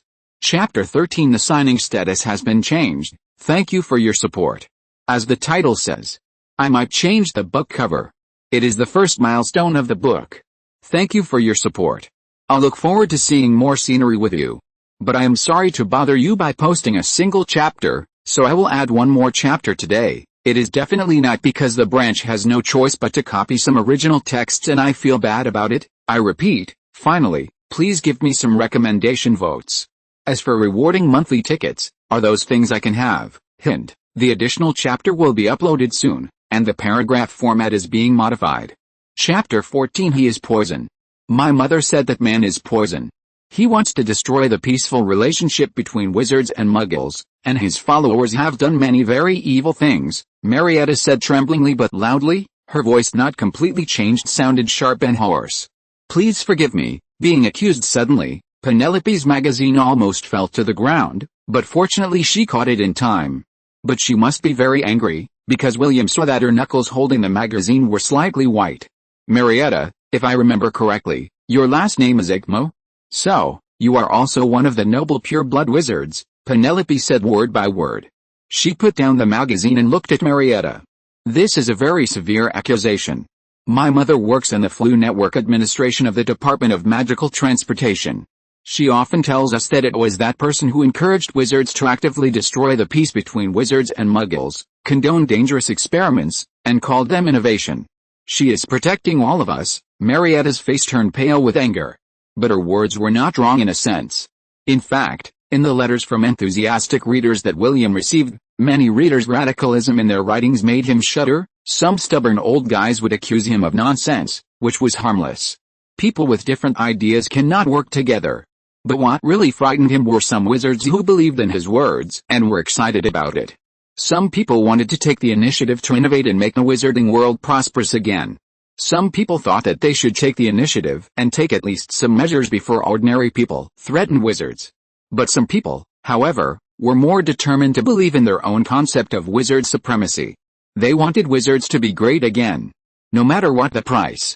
What's worse is that some of them have quietly started to act. The reprint of standard spells, Advanced, is just a trivial example. Many long-forgotten dark magics are being redeveloped. William heard that special courses have even been opened in Durmstrang. That's why. After the publication of the famous article Merlin is Dead, the wizard killed him himself, William never expressed any views on the position of wizards again, but turned his energy to the study of spells and potions. He didn't want to be the Oppenheimer of the wizarding world. Senior sister, Mary Zhangqiu, was in a dilemma, persuading both sides in a low voice, while glaring at William so hard that she almost squeezed herself into a pair of cross-eyed. She never thought that things would turn out like this. The roommate, who was usually as quiet as an owl, suddenly burst into such anger when Heisenberg was mentioned. William also felt a headache. He was learning magic and posting, and suddenly one day, the owl was knocked off, and even he himself was put on the stake and used as a flag. Ahem, deliberately clearing his throat, William interrupted the tense confrontation between the two of them and said, "If I remember correctly, Heisenberg has never encouraged any atrocities against ordinary people, nor has he expressed any support for those evil deeds, right? On the contrary, he believes that the relationship between wizards and ordinary people should be mutual complementation and mutual achievement. Yes, he has always been against wizards harming ordinary people. Although some harmless little actions may be allowed to maintain order." Penelope nodded and supported William's statement. "I am also a wizard who came from an ordinary person. If Heisenberg had expressed any such views, I would never support him, but my mother said that many bad things happened after he appeared." Marietta was a little shaken, but still said in a low voice, "But Voldemort also supported evil acts against ordinary people, didn't he? And those Death Eaters? Why weren't these things influenced by you-know-who? They are bad people to begin with, and they will do bad things regardless of whether Heisenberg appears or not." William directly called out the name of you-know-who, causing everyone present to shudder involuntarily. His words were undoubtedly convincing. "But my mother said that what he said was fake. Muggles can't do that.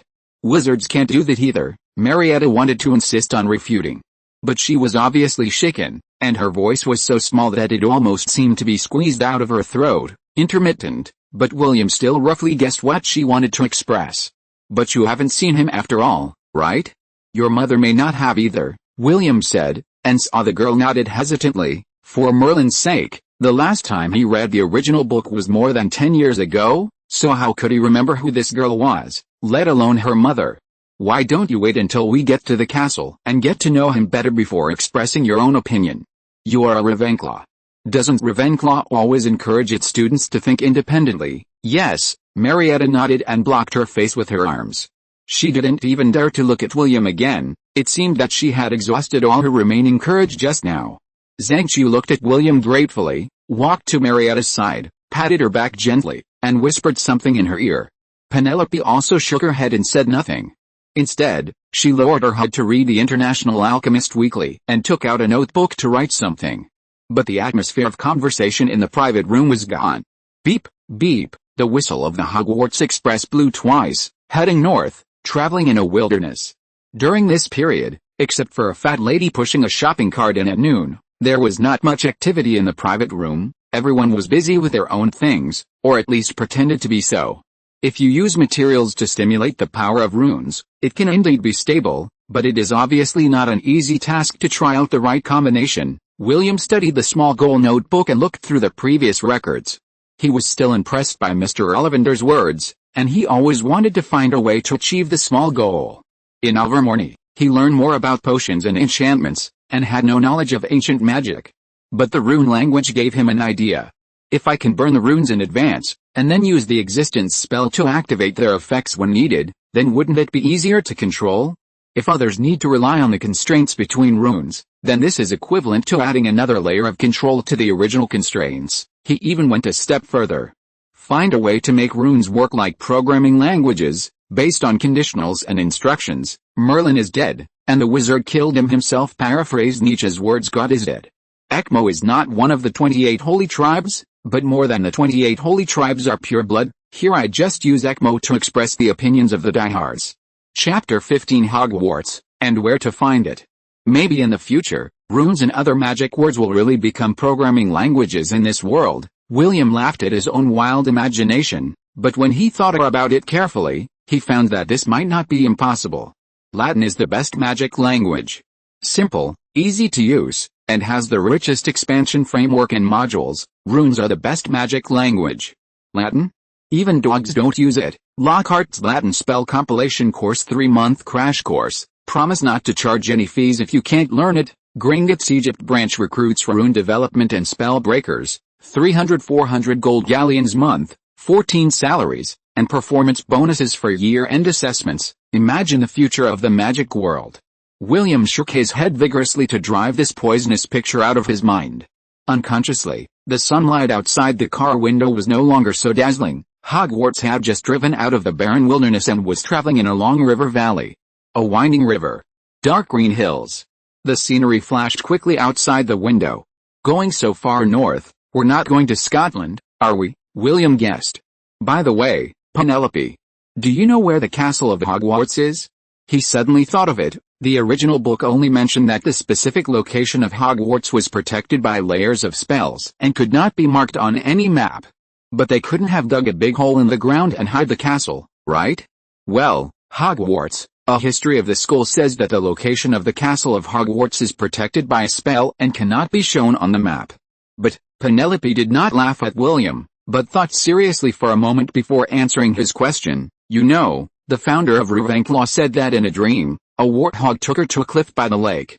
She thought it was some kind of omen, so later she and the other 3 founders established a school here, but this information is still too little. Zhangqiu joined the conversation and said, the castle must be far from London. I remember that when we took the train last year, we didn't arrive at the castle until very late. It was completely dark at that time. I think it was at least after 10 o'clock. Knock, knock, knock. The door of the private room was knocked. But before they could react, the door was opened from the outside. A girl with fluffy brown hair walked in with another boy. The boy looked timid and looked at William and Penelope embarrassedly. Hello, have you seen Neville's toad? Her tone seemed a matter of course. There was still a long time before they arrived at the castle, but she had obviously changed into a wizard robe long ago. I overheard your conversation. But you are just guessing. I have read the entire book Hogwarts, a history, and there is not a single word about the specific location of Hogwarts. It is always protected by a spell. My name is Hermione Granger, and I am a freshman this year. Hermione did not wait for William and the others to answer, and she continued to talk on her own. Indeed, she is worthy of being Miss Know-It-All. William recalled Snape's evaluation of her in the future. Hogwarts Castle is in Scotland, but to Hermione's surprise, William suddenly said, how do you know? There is no book about it. Hermione frowned and looked at William suspiciously. She was not alone. Penelope and Zhangqiu in the private room were also looking at him, waiting for his explanation. Point north. William took out his wand and waved it casually. A wisp of light white smoke floated out from the top of his wand, and then turned into an arrow, pointing straight in front of him, exactly the direction the Hogwarts Express was heading now. What kind of spell is this? Hermione looked at William in surprise. It's just a little trick. William shook his head and said, this is not even a spell. Just like you wanted light, so he shouted bright. After entering the magic world, William has realized that magic is an extremely idealistic existence. As long as the wizard is determined, such a little trick can even be done without a spell. It is unstable, not continuous, and the effect is not strong. But it is convenient to use it in strange times. This train has been going north. Assuming 40 miles per hour, it takes 11 hours, multiplied by 40, and it is about 400 miles from London. It also makes sense in terms of distance, right? And the valleys, cliffs, lakes, although I have not been to the Scottish Highlands, but, William waved his wand, transformed the smoke of the arrow into a calculation process, and showed it in front of them. William has indeed not been there, but in his previous life, as Feng Rui, he went to Edinburgh during his sophomore summer vacation and did his summer exchange program there. I admit that what you said makes some sense, but you are just guessing. There is no record to prove your statement. Hermione shook her head and said, that's true. I was just, no, maybe it can really be found. Penelope clapped her hands lightly, attracting everyone's attention. Even Marietta secretly looked over. Remember?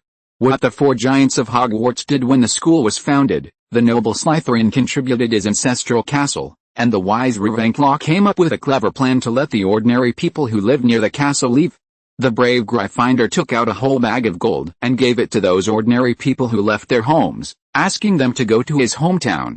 There is a huge manor there, which can allow all of them to have land to support themselves. Her words made Hermione nod in agreement. We know that the hometown of Gryffindor is Godric's Hollow, and there, wizards and ordinary people have always lived together, and there are very complete records. Maybe we combine this information, and ordinary people left their hometown because of the appearance of trolls, venomous snakes, and cursed heirs of the territory in the castle.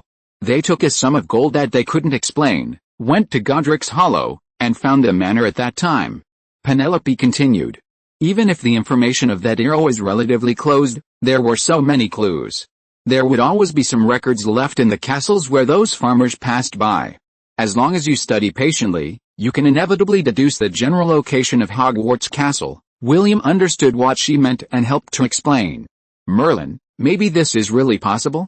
Even if you can't find the specific location of Hogwarts Castle, at least you can get a rough reference route. You can even write a best-selling book for this, just like Ilvermorny Lockhart. Zhang covered his mouth and exclaimed softly. Hogwarts, and where to find it, Penelope said, pointing to the book with her fingers. Even Hermione nodded. For Merlin's sake, she thought faster and was even muttering the names of books that might come in handy. But before that, if you don't mind, I think we have to help Neville find his toad first. He's about to cry. William interrupted the random thoughts in the private room and pointed at Neville, who was looking at them in confusion. At this moment, Neville had been listening to the encrypted call for a long time, and only two Ababa Abba sounds were missing. The literal translation of fantastic creatures and where to find them is magical creatures, and where to find them. Please comment. The collection has increased so fast, but it feels like a standalone game, which is weird. A school history comes from a school history, written by Rowling herself. If there is a mistake with the second setting, it is her own fault. Chapter 16. Welcome to Hogwarts. Neville? Neville, William called out twice. Yes, its name is Lave. I lost it again. It always wants to run away from me. As Neville was talking, he was about to cry. Don't worry, don't worry. We will help you find it. Can you describe the toad first? William comforted Neville, but as soon as he finished speaking, he realized that he was being stupid. How could Neville describe the toad's appearance? Should he say how many pustules there were on its back, or how many centimeters the radius of its size was? Lefo. Neville was also at a loss for words because of William. He stammered and couldn't speak, and anxiously tried to use his two hands to measure the approximate size of the toad. But when it comes to the effect, William felt that he might as well not gesture. At least it would save some effort. Do you have any spells that can help him? Hermione raised her eyebrows and said, I have read the textbooks needed for the start of the school year at home, and successfully tried some, but none of them worked in this situation. Maybe we can try the flying spell? I've seen that spell in a book. It can help wizards retrieve things that are placed far away, Zhang suggested. She has only learned standard spells, elementary. But Penelope shook her head. The flying spell only works when you know what the thing is and where it is now. We haven't seen Rave, and we don't know where it is. That's right, unless Neville uses it himself, and combines the flying spell with a search spell. But in that case, William also nodded and agreed with her. He really couldn't think of a particularly good way for the time being. The positioning spell needs to be cast on the toad in advance, and the flying spell doesn't know the specific location of the toad. As for sending a physical Patronus charm out to search, it is indeed a good and feasible idea. It's just a little difficult. William doesn't know the Patronus charm. It's not that he hadn't tried before, but the Patronus charm requires very strong positive emotions, and even if William's face turned red, all he could do was squeeze out a ball of silver gas. He didn't even know whether the gas was a failed Patronus charm, or something the wand had made to comfort William because he had tried too hard. Well, thank you. Hermione shook her head in disappointment, turned to Neville and said, let's try our luck in the next private room. Not many wizards are willing to keep toads now, and anyone who has seen it will definitely remember it. Wait a minute, William called Hermione. Her words gave William an inspiration. He didn't need to find Neville's toad, he just needed to find a toad. This would make it much easier. I have an idea. William took out the spells textbook, standard spells, intermediate, and quickly searched for a spell. Here. Look, this spell. Aparecium. He quickly found what he was looking for and asked Penelope and Hermione to come over. But isn't this a spell used to discover things hidden by a spell? Just like an echo, Penelope said puzzledly. This is a harmless spell, but William gave it a very high priority when he was preparing for the textbook. The quick appearance can release a beam of light, and when this light retrieves a nearby spell, it will bounce back, which can be said to be the natural enemy of the disillusionment spell.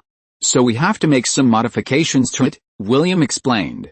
He waved his wand, and as the textbook said, he drew an open triangle from top to left, and shouted the spell Toad Aparecium.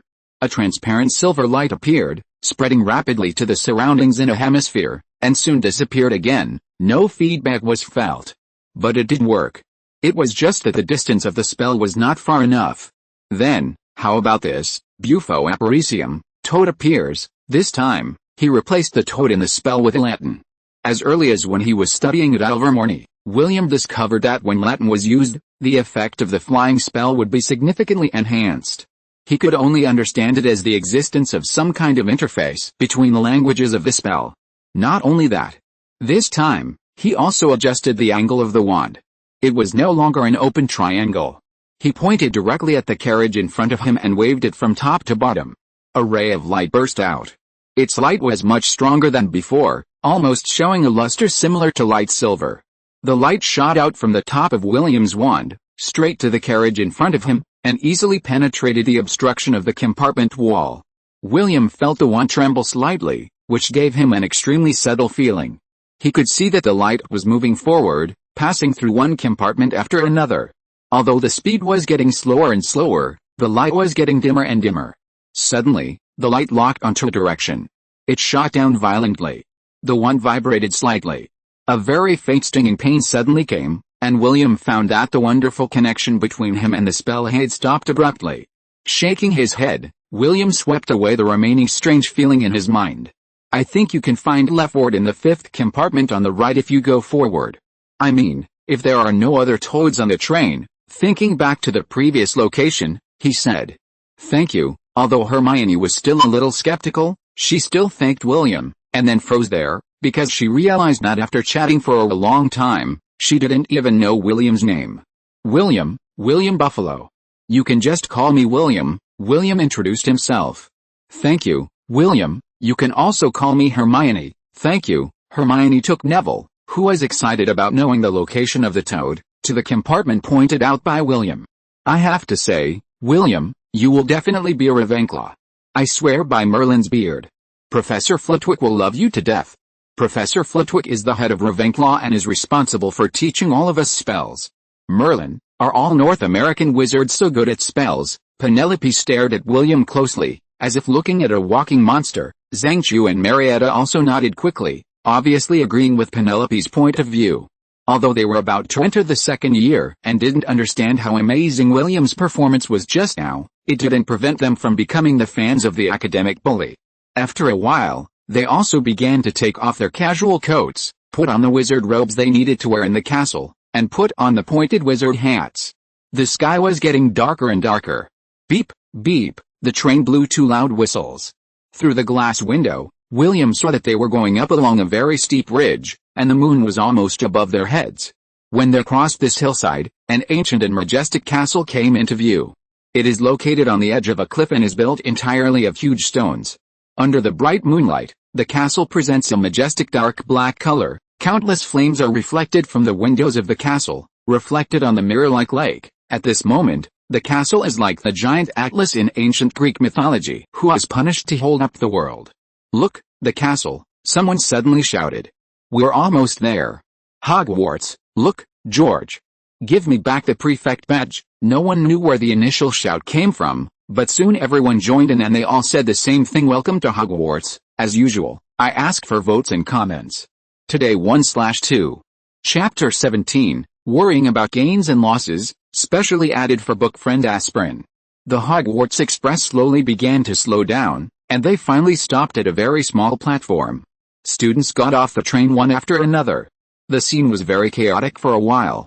Owls were calling, cats were meowing, and even a toad was singing and joining the ensemble, but the unfortunate one was soon grabbed by Neville's stomach and stuffed into his pocket. Riff, we finally found you. Now don't run around, Neville whispered to the toad, but he didn't notice that he had just grabbed the unfortunate Riff so hard that it rolled its eyes. William and Penelope lined up, got off the train, and stood on the platform. He looked at the collar of his robe and asked in confusion, where should I go? Wizards who were not first-year wizards all had their own house ribbons on their robes. William, because he had not yet been sorted, temporarily used the golden guardian knot instead. Praise Madame Malkin's craftsmanship. Its surface was gleaming with a faint golden halo. It suits you, doesn't it? It's the same color as your hair. Following William's gaze, Penelope also looked at the golden guardian knot and comforted him. Professor Dumbledore will definitely arrange it. First-year students, this way. And William Bahoro of Ibadani. This way, a rough but loud voice sounded. Looking in the direction of the voice, William saw an incredibly tall man. He was holding an oil lamp that emitted a bright light in his hand. The ridiculously large dark brown animal skin coat fit him perfectly, and the pockets were bulging. There was only one person this tall in Hogwarts.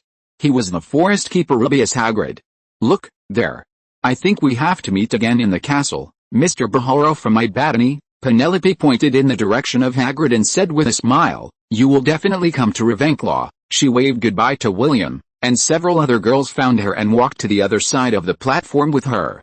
William himself went to meet Hagrid. Over there, the first-year wizards who had arrived earlier had already reluctantly lined up. He saw Hermione, who was standing alone at the front of the line, her fingers tightly crossed, and she was silently muttering something. There was also red-haired Ron, standing with a thin black-haired boy. He saw William and waved excitedly. But William did not see Neville, so he could only guess that he might be standing at the back of the line. Hagrid looked at William carefully for a while and said, "You must be the William Buffalo that Professor Dumbledore mentioned. He wanted me to tell you that all students must take a boat when they go to Hogwarts for the first time. It's William Buffalo." Buffalo is a buffalo, an animal in the United States. William explained that he had thought of a good idea. If he could collect a tognut for every time a British person mispronounced his name, then he could always achieve one goal between becoming rich and being called by the right name. "Sorry, I'm not very good at reading it." Hagrid lowered his head and looked at William, saying embarrassedly. The heartfelt apology on his rough face really made William not want to care, even a little bit. "Please don't be like this, people often read it wrong. I think we should set off, right?" William said hurriedly, hoping that Hagrid would not mind. Yes, Hagrid said, patting his shoulder hard, almost patting William to the ground. He hurriedly fled behind the half-giant and stood in a row with Hermione. She looked up with some surprise, but did not speak. "Are there any first-year students?" Hagrid turned his head and shouted. He blinked, smiled on his bearded face, and said loudly, "Watch your feet, all right. First-year students, follow me." Following Hagrid, they slipped and stumbled, walking down a steep and narrow path. The two sides of the path were dark, but in the darkness, it seemed that something was moving. From time to time, faint noises were heard in the woods. William was not sure whether it was the sound coming from the forest or the little wizards and their team stepping on the branches scattered on the ground. But he had an inexplicable feeling. There must be something peeking in the darkness. At this moment, the team was eerily quiet. If Hogwarts School of Witchcraft and Wizardry wants to develop and grow, we must start with ourselves. Why don't we? William finally heard what Hermione had been mumbling almost silently since the beginning. It seemed to be an excerpt from Hogwarts, a history of the school. He looked at his side, and the brown-haired girl did not notice his gaze, but stared at her feet desperately. She bit her lip, and her face was as white as paper under the moonlight leaking through the gaps between the branches. She was nervous. She was really nervous. William suddenly recalled that 3 years ago, he was like this too, standing in the entrance hall of Ilvermorny, waiting to be sorted. At that time, his situation was even worse, because he was a time traveler, knew more, and had more things to worry about than others. What if I just look like a wizard? What if they find out that I'm not actually a wizard, or even from here? What if they can see through memories? No one understood Hermione's feelings better than William. You know what? 3 years ago, in America, I also participated in a sorting ceremony. I was also very nervous at that time, he whispered to Hermione. I'm not nervous. I'm not. Hearing William's words, Hermione suddenly answered loudly like a kitten with its fur standing on end. The next moment, she realized that she shouldn't do this and lowered her voice again. I'm not nervous, I'm just preparing for what's next and recalling the contents of the book. Hermione bit her lip and answered. William could directly translate her words into, help, I'm so nervous, but he just waited and said nothing. Are you also going to be sorted into houses in America? Hermione couldn't help but be curious and asked in a low voice. Yes. The founder of Ilvermorny School of Witchcraft and Wizardry came from England. She envied the life in Hogwarts, so she borrowed a lot from there. Do you want to hear it? William said. For some reason, he suddenly missed a cat he had in his previous life. It was called Dausha, a very beautiful British short hair. Hermione's eyes were shining. But she was a little embarrassed to say it. In Ilvermorny, we will first be taken into the entrance hall of the castle, where there are 4 wooden sculptures. When we line up to walk in, the rest of the people, Professors and senior students will watch on the circular terrace above, William narrated in a low but calm voice. The professor asked us to stand in a circle, and walk one by one to the center of the stone floor, where there is a Gordian knot. When standing on it, those magical statues will consider whether they really want this student to study in their college. Thank you for your support, really. I just mentioned the feeling of a stand-alone game in the chapter description, and I saw a lot of comments and recommendations from familiar names in the back end.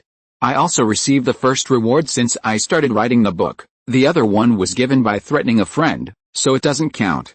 There will be an extra chapter. Today's update is 2/3, this week's update is 2/2, and there will be another chapter in the evening.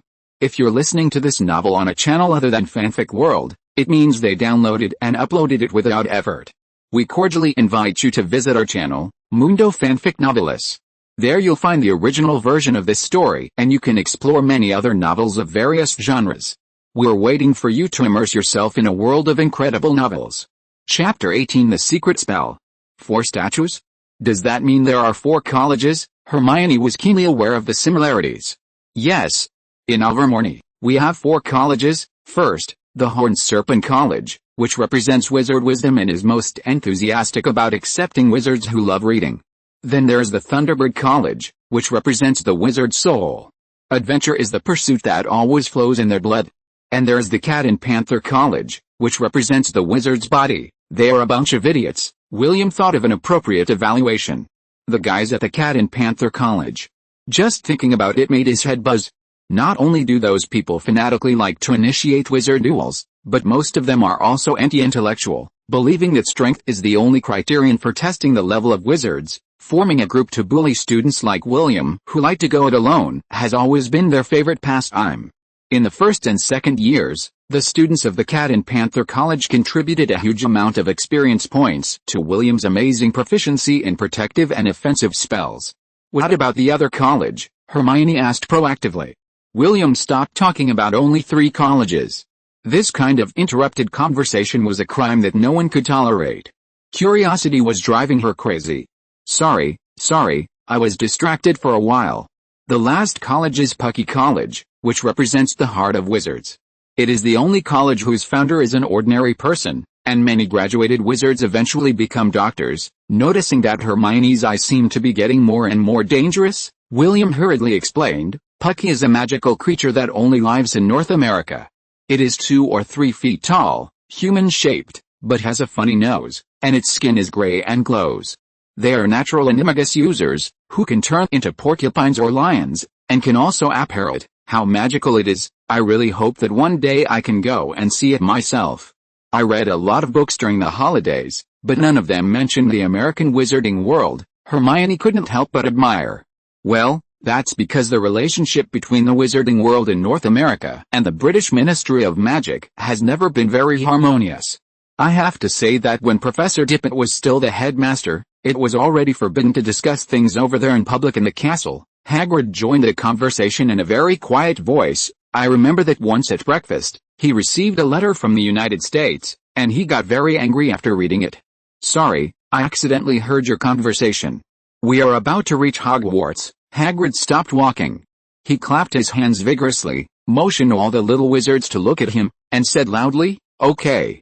Turn this corner and we will be able to see Hogwarts." Everyone, including William, couldn't suppress their anxious and nervous mood at this moment. They chased Hagrid and trotted. Then there was a loud "oh." I don't know who shouted loudly, but William could understand his feelings. At the end of this narrow and dark path, a black lake suddenly opened up. On the high hillside across the lake stood a towering castle, with towers and bright windows twinkling under the starry sky. On the riverbank near their side, dozens of small boats were waiting quietly. Next to the bow of each boat, there was an oil lamp hanging, casting a small piece of orange light on the water. Everyone stared at the castle intently. Hagrid smiled and looked at them. He waited a little longer before finally raising his arm and waving, attracting everyone to look at him.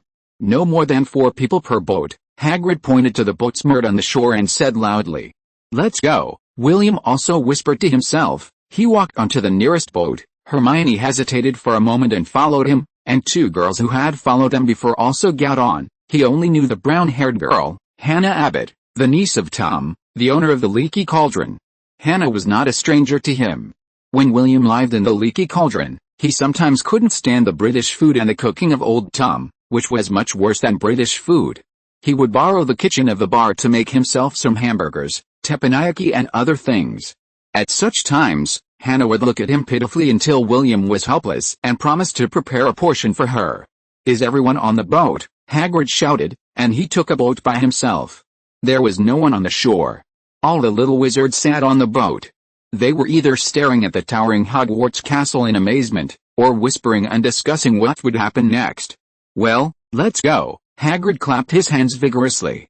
The boat immediately crossed a mirror-like lake and sailed forward. They soon approached the cliff where the castle was, and the castle seemed to be towering above their heads. William suddenly felt his sleeve being gently pulled, and he looked to his side. It was Hannah who was looking at him nervously. "William, do you know how the Hogwarts sorting works?" Hannah asked in a low voice. "I mean, if they think I'm not qualified and no school is willing to accept me." She wasn't the only one who thought so. Hermione and the other girl who just introduced herself as Susan Burns all raised their heads and looked at William. This gave him a headache. William was never good at this kind of situation, whether in Ilvermorny or in Blue Star. But everyone was looking at him, including the little wizards on the two nearby boats, who all stopped their conversation and quietly waited for William's answer. "Okay. I'll teach you a secret spell that helped me with the sorting in the past. When the ceremony begins, you can recite it silently in your mind, and you'll have confidence." After a brief thought, William decided to use the power of psychological suggestion to help them. He cleared his throat, took out the wand in his right hand, lit up a bright light and said, "Follow me." The spell is Merlinus Barbarito, Merlinus Barbarito, Merlinus Barbarito. More and more little wizards joined in the process of reciting the spell, and the boat was getting closer and closer to the bottom of the cliff. "Look down," Hagrid shouted as the boat approached the cliff. They passed through the ivy curtain covering the front of the cliff and came to a hidden open entrance, then turned into a dark tunnel and came to a place similar to an underground dock. The boat docked at the shore, and they were guided by Hagrid to get off the boat and stepped on the ground made of gravel and pebbles. Afterwards, guided by the light of Hagrid's lantern, they climbed up a tunnel in the rock and finally reached a flat, wet meadow in the shadow of the castle. From here, William finally matched the route he took last time he came to Hogwarts. Climbing up the stone steps, they gathered in front of a huge oak door. "Are you all here?" Hagrid nodded with satisfaction. He raised his right fist and knocked on the castle door 3 times. "Today, 3/3, is the last update of the new book period. It's not that there are no drafts saved. I also want to release the continuous opening of the school to you all at once because it involves a tricky operation. But the editor does not allow too many updates during the new book period. Thank you Tip Feeders for the reward. Thank you Bookfriend 201712311359028818 for the reward. Thank you Check for the monthly ticket, and thank you Aspirin for the monthly ticket. It is about to break through 300 collections, and I am flattered. Chapter 19 Waiting for Sorting. Knock, knock, knock. Hagrid knocked hard on the castle's door, then stepped back and waited quietly. Soon, the door was opened from the inside. Professor McGonagall, not surprisingly, was still wearing the dark green wizard robe that William had seen before, and appeared in front of the door. Her expression was very serious, and she quickly glanced at the little wizards following Hagrid. William was sure that she nodded almost imperceptibly when she saw him. "First-year student, Professor McGonagall," Hagrid said. "Thank you, Hagrid. Leave it to me here." She pulled the door open with force and led them into the castle's foyer. Compared to what William saw when he came during the holidays, the castle is now much more magnificent. Torches around the stone walls are lit and burning, and the armored statues on both sides of the corridor have been carefully polished, reflecting the unique cold light of metal in the firelight. "Professor McGonagall, good evening," William greeted her as he approached. "Nice to see you again, William." Professor McGonagall raised the corner of her mouth slightly and said. William understood this as her smile. Professor McGonagall nodded to him and motioned William to stand at the head of the team. Hannah, who was following behind, looked at William with admiration. Under Professor McGonagall's serious aura, she didn't even dare to say a word at this moment, let alone take the initiative to say hello. The little wizards followed Professor McGonagall along the stone floor all the way inside, and walked to the door of the hall. Loud conversations came from the door on the right, but Professor McGonagall led them into a small room at the other end. The lights here were dim and the space was small. All of them had to stand shoulder to shoulder. William could even clearly hear the sound of panting, and the spell Merlinus Barbarito was whispered by many people in it. He wanted to laugh, but he didn't dare to laugh. But it was really funny. William was about to get internal injuries. "Welcome to Hogwarts," Professor McGonagall cleared her throat and said. "The opening feast is about to begin, but before you go to the dining hall, you all need to decide which house you will be attending. Sorting is a very important ceremony, because your house is like your home at Hogwarts during your stay. You will attend classes with other students in the house, live in the house dormitory together, and spend your spare time in the common room of the house together. In a few minutes, the sorting ceremony will be held in front of the whole school. I suggest that you tidy yourself up and be more energetic while waiting." Her eyes were like a blade, quickly sweeping around the room. If she saw anyone with a problem with their appearance, she would stop briefly. As long as he was locked with that sharp gaze, even without being reminded, he would instantly understand that he must have made a mistake. "It's a beautiful Gordian knot, and it matches the color of your hair very well," Professor McGonagall said to William. "I'll pick you up when it's ready." After making sure there would be no more questions, she pressed her wizard hat and said, "Please keep quiet while you wait." Professor McGonagall left the room. "How can they sort us into which house exactly?" William heard someone behind him asking. "I think there's always a test. Fred and George always say that it's very harmful to us, but I think he's joking." Another boy answered. William recognized that it was Ron's voice. "He must be joking, right?" Ron added in a trembling voice. His words undoubtedly triggered some mechanism. William heard that in this room, there were more voices chanting the mysterious spell Merlinus Barbarito from North America. Even a thin boy with white hair on the other side of the room joined in. Merlin's beard. For Merlin's beard's sake. William felt that he was really about to burst. "Ah! What is that?" a boy screamed. Several others were also screaming loudly.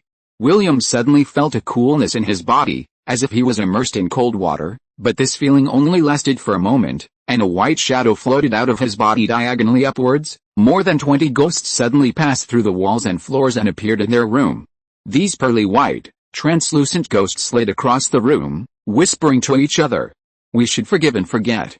I say, we should give him another chance," said a chubby little monk-like ghost. "My good monk, haven't we given Peeves enough chances? But he gave us all ugly nicknames. You know, he is not even a ghost." "I say, what are you doing here?" A ghost wearing a tights with a ruffled collar suddenly discovered the first-year students. William looked at them with interest. He still has a deep impression of this scene in the movie, and he is also very curious about these ghosts. But in the United States, these unnatural existences are considered unreasonable. Perhaps they can only be found in some unfortunate houses where tragic deaths have occurred. The spirits of those evil spirits are pitch black. No one answered at this moment. "New students," the fat monk smiled at them. "I think, probably preparing for the test." Some students nodded silently.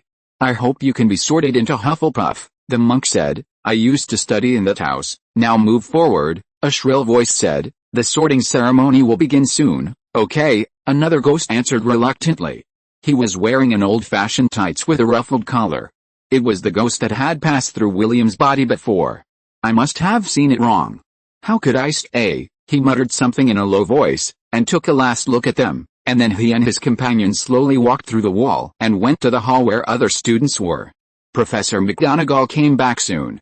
"Now, line up in a single file." She glanced at everyone one last time, and after confirming that they had not made any new mistakes, she nodded and said to everyone, "Follow me." They walked out of the room, through the entrance hall, and past another double door at the back before entering the luxurious hall.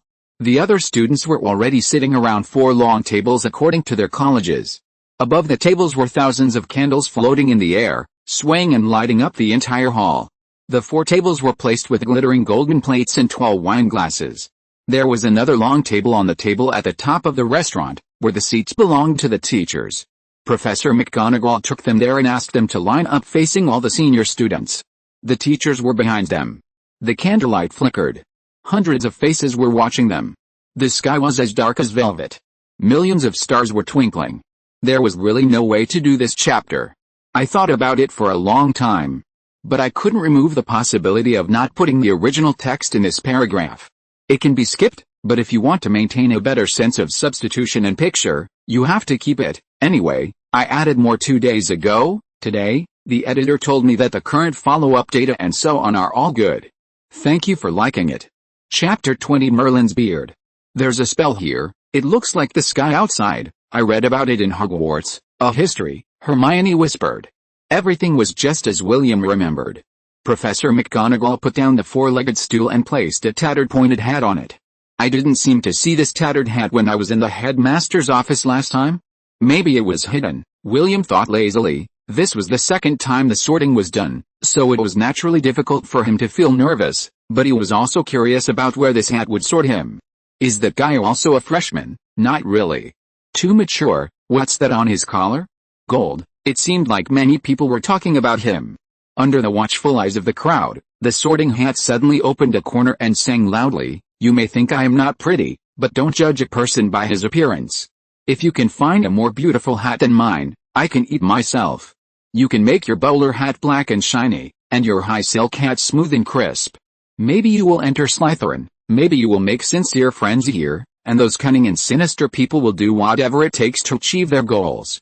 But no matter where we go, don't be afraid. Don't panic.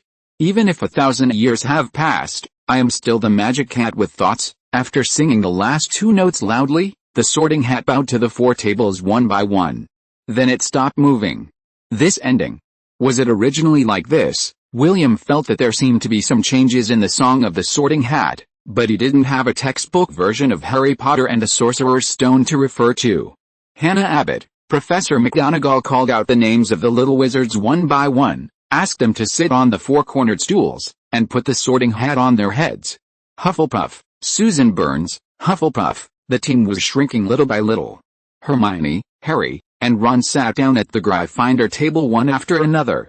The boy with light blonde hair, as William guessed, Draco Malfoy, went to the Slytherin table and was welcomed by them. Even the last freshman, Blaise Zabini, was sorted into Slytherin. William was the only one left in the team. Professor Dumbledore stood up, pressed his hands into the air, and signaled everyone to be quiet. "Come on, William." Professor McGonagall waved and signaled him to go to the four-cornered stool. "Before we finish the sorting, please allow me to introduce a new member to you, William Buffalo," Professor Dumbledore announced. "He is from Ilvermorny School of Witchcraft and Magic in the United States. He will officially transfer to Hogwarts from today and continue his studies from the 4th grade. Ilvermorny School of Witchcraft and Magic is a magic school with a high level of magic that is widely recognized in the world. I believe and sincerely hope that you will benefit a lot from getting along with him." Warm applause rang out. William saw many familiar faces on the long table. "Put it on." Professor McGonagall handed over the sorting hat. William put it on his head. Merlin's beard. Is this a new joke of wizards? Why are so many little guys talking about Merlin's beard? In the darkness, the voice was talking to itself in confusion. It was deeply worried about its sense of humor. "Oh?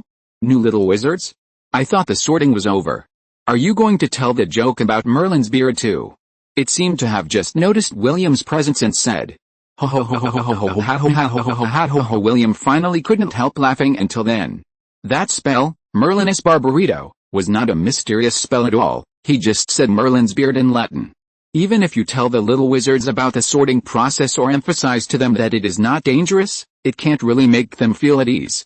Besides, it's still a secret. But giving them a spell that can be used as a self-suggestion, even if it is just a Merlin's beard he made up, can make them take up courage when facing difficulties. Or at least find a place to seek comfort. The only thing is that when all of them started to recite Merlin's beard seriously, William himself couldn't help but laugh. "That's not a joke," William explained the Merlin's beard incident to the sorting hat. "What a genius idea," the sorting hat exclaimed. "You don't look like a freshman. Those little guys usually just tremble and want the ceremony to be over quickly." "I'm from North America," William replied. "Oh. That's a long way to go. Tell me, do you know Isolde Sayre? Many years ago, I heard from Gormlaithgaunt that it was Isolde Sayre who secretly took an old friend of mine to that land," the sorting hat asked William curiously. "She later became Ilvermorny, the founder of my former school, but I didn't hear that she brought any friends with her when she went to America," William replied. This was a very novel experience. He only needed to think out his words to make the other party hear them. "Tell me more about it, please," the sorting hat asked William. "But we are sorting, and many people are waiting." William hesitated.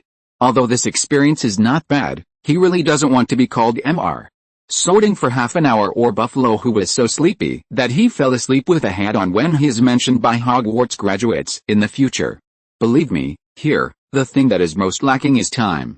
Especially for the two of us, the Sorting Hat laughed. Okay, in the darkness, William carefully told the story of the founding of Ilvermorny, from the founder Aesop's trip to the United States on the Mayflower, to the wand of Slytherin himself that was brought to the United States by Gormlaith Gaunt. She and James buried the wand under the ground outside the school. Within a year, some unknown snakewood grew at the place where the wand was buried. No matter how it was cut down or destroyed, it would not work. Later, people found that the leaves of this tree have powerful medical effects. William recalled the history of Ilvermorny. I think this is also what it would like to do. Although we have lost an old friend again, we have to go on, don't we? The Sorting Hat sighed from the bottom of his heart. I think, how about going to Slytherin? If Salazar knew that you were from that school, he would definitely be willing to let such an excellent little wizard like you join his school, it suggested. But I thought Slytherin would not be willing to admit a wizard like me who comes from the land of savages, William answered sarcastically. A very deep prejudice. But it's not that I can't understand it. Then, the Sorting Hat sounded a little regretful. Ravenclaw, it suddenly opened its voice and shouted very loudly. The whole hall heard it. William took off the Sorting Hat, handed it to Professor McGonagall, who looked a little disappointed, and walked towards the Ravenclaw bench with a blue stripe. Penelope was waving vigorously, asking him to sit in the seat she had already occupied. How can you not be a Ravenclaw? Patting William on the shoulder, Penelope smiled and declared confidently. Thanks to the monthly ticket of Obsessed with Chemistry. The sorting song is too long, so I excerpted the main part. Chapter 21 Why Apple? After William sat at the long table of Ravenclaw, this extremely long sorting ceremony finally came to its end, or its climax. Welcome. Welcome. Professor Dumbledore stood up. He stretched out his arms and looked at the students with a smile on his face. It seemed that nothing could make him happier than seeing the students gathered together. Welcome everyone to Hogwarts to start the new school year. Before the banquet begins, I want to say a few words. That is, idiot. Crying nose. Residue. Twist. Thank you all. He sat down again. Everyone was confused and applauded. This is not politically correct at all, Professor. In his previous life, he had seen an analysis of this passage on Bihu. What they represented was the stereotype of each college against other colleges. Ravenclaw is confident in its own wisdom. Gryffindor despises the cowardice of other colleges. Slytherin, always disdainful of others. Down-to-earth Hufflepuff, hopes that the three colleges can be honest and do something reliable. It's just that the way the White Wizard said it was very clever. William had reason to believe that in the entire hall, most of those who were applauding Dumbledore's jokes were actually confused. The dinner is about to begin. I hope you like the food here, Penelope beside him whispered. Almost in a second, the plates in front of them were suddenly filled with extremely rich food. Roast beef, roast chicken, pork chops, lamb chops, sausages, steaks, they are all very classic British hard dishes. In addition to these big guys, the castle's house elves also prepared a very rich selection of side dishes, such as boiled ube, roasted ube, fried servers, Yorkshire puddings, pea sprouts, carrots, mint candy and so on. Wait, mint candy. William suddenly saw the plate on his right hand, which was filled with plastic-wrapped mint candies stacked into a small tower. This feeling was really a bit subtle.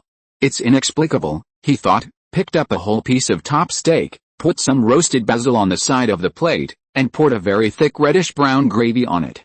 This piece of meat was beyond his expectation.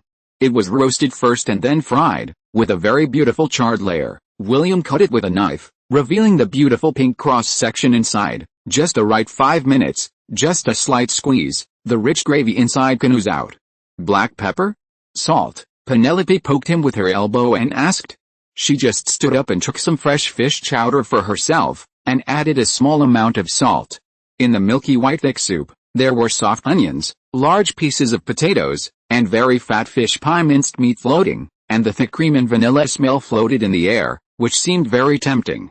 Oh, thank you. William took the grinder and sprinkled some black pepper and coarse salt on his beef. Speaking of which, it would be great if I could watch something to eat with my meal. He missed the experience on Blue Star. There were mobile phones, a pink app, and a bunch of very plump pigeons that could be cooked at any time. But when he was homesick, Penelope sent a better alternative, you know. Ever since I first attended the castle dinner, I have been thinking about a question: is the food particularly delicious? She pointed in front of them and said. Looking in the direction of her finger, William suddenly felt that the steak on the plate became more fragrant. There, at the long table of Gryffindor, the little lions were almost digesting the food on the table like a whirlwind. What's better is that their performance was extremely real and natural, and they never pretended to eat, let alone shout old iron double click 666. The dinner continued. William finished the steak for the main course, and carefully selected it, and finally chose a lemon sorbet as the dessert after the meal. The other Ravenclaws also finished their dinner one after another and chatted with each other. William noticed that most of them were discussing the new semester's courses or the research they wanted to do, although most of them sounded unreliable. But they were curious about new ideas. Especially fresh ideas from the United States. For Merlin's sake. Yes, I've heard of tea leaf predictions, tarot card predictions, and crystal ball predictions. But I really think it's difficult to judge the fortune of the next month based on the angle at which the first drop of dew in the morning falls. No, in the United States we don't need to burn vanilla and potions to judge the weather. We will watch the weather forecast on TV, which is much more accurate than spells. Sorry, I've never heard of this kind of brain-awakening potion.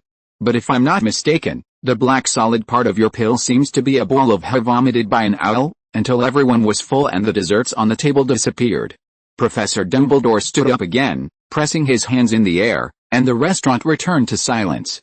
Oh, now that everyone has eaten and drunk enough, I want to say a few more words to everyone. At the beginning of the semester, I want to give you a few points of attention. Dumbledore straightened his wizard hat and glanced at the 4 long desks of the college. First-year students, please note that students are not allowed to enter the woods on campus. Some of our senior students should also remember this. He looked in the direction of Gryffindor with shining eyes. In addition, the administrator Mr. Filch also asked me to remind everyone not to perform magic in the corridor during class breaks. William was sure that he would not be discovered by him. Dumbledore continued, the review of Quidditch players will be held in the second week of this semester. Students who are interested in joining the college representative team should contact Madam Hooch.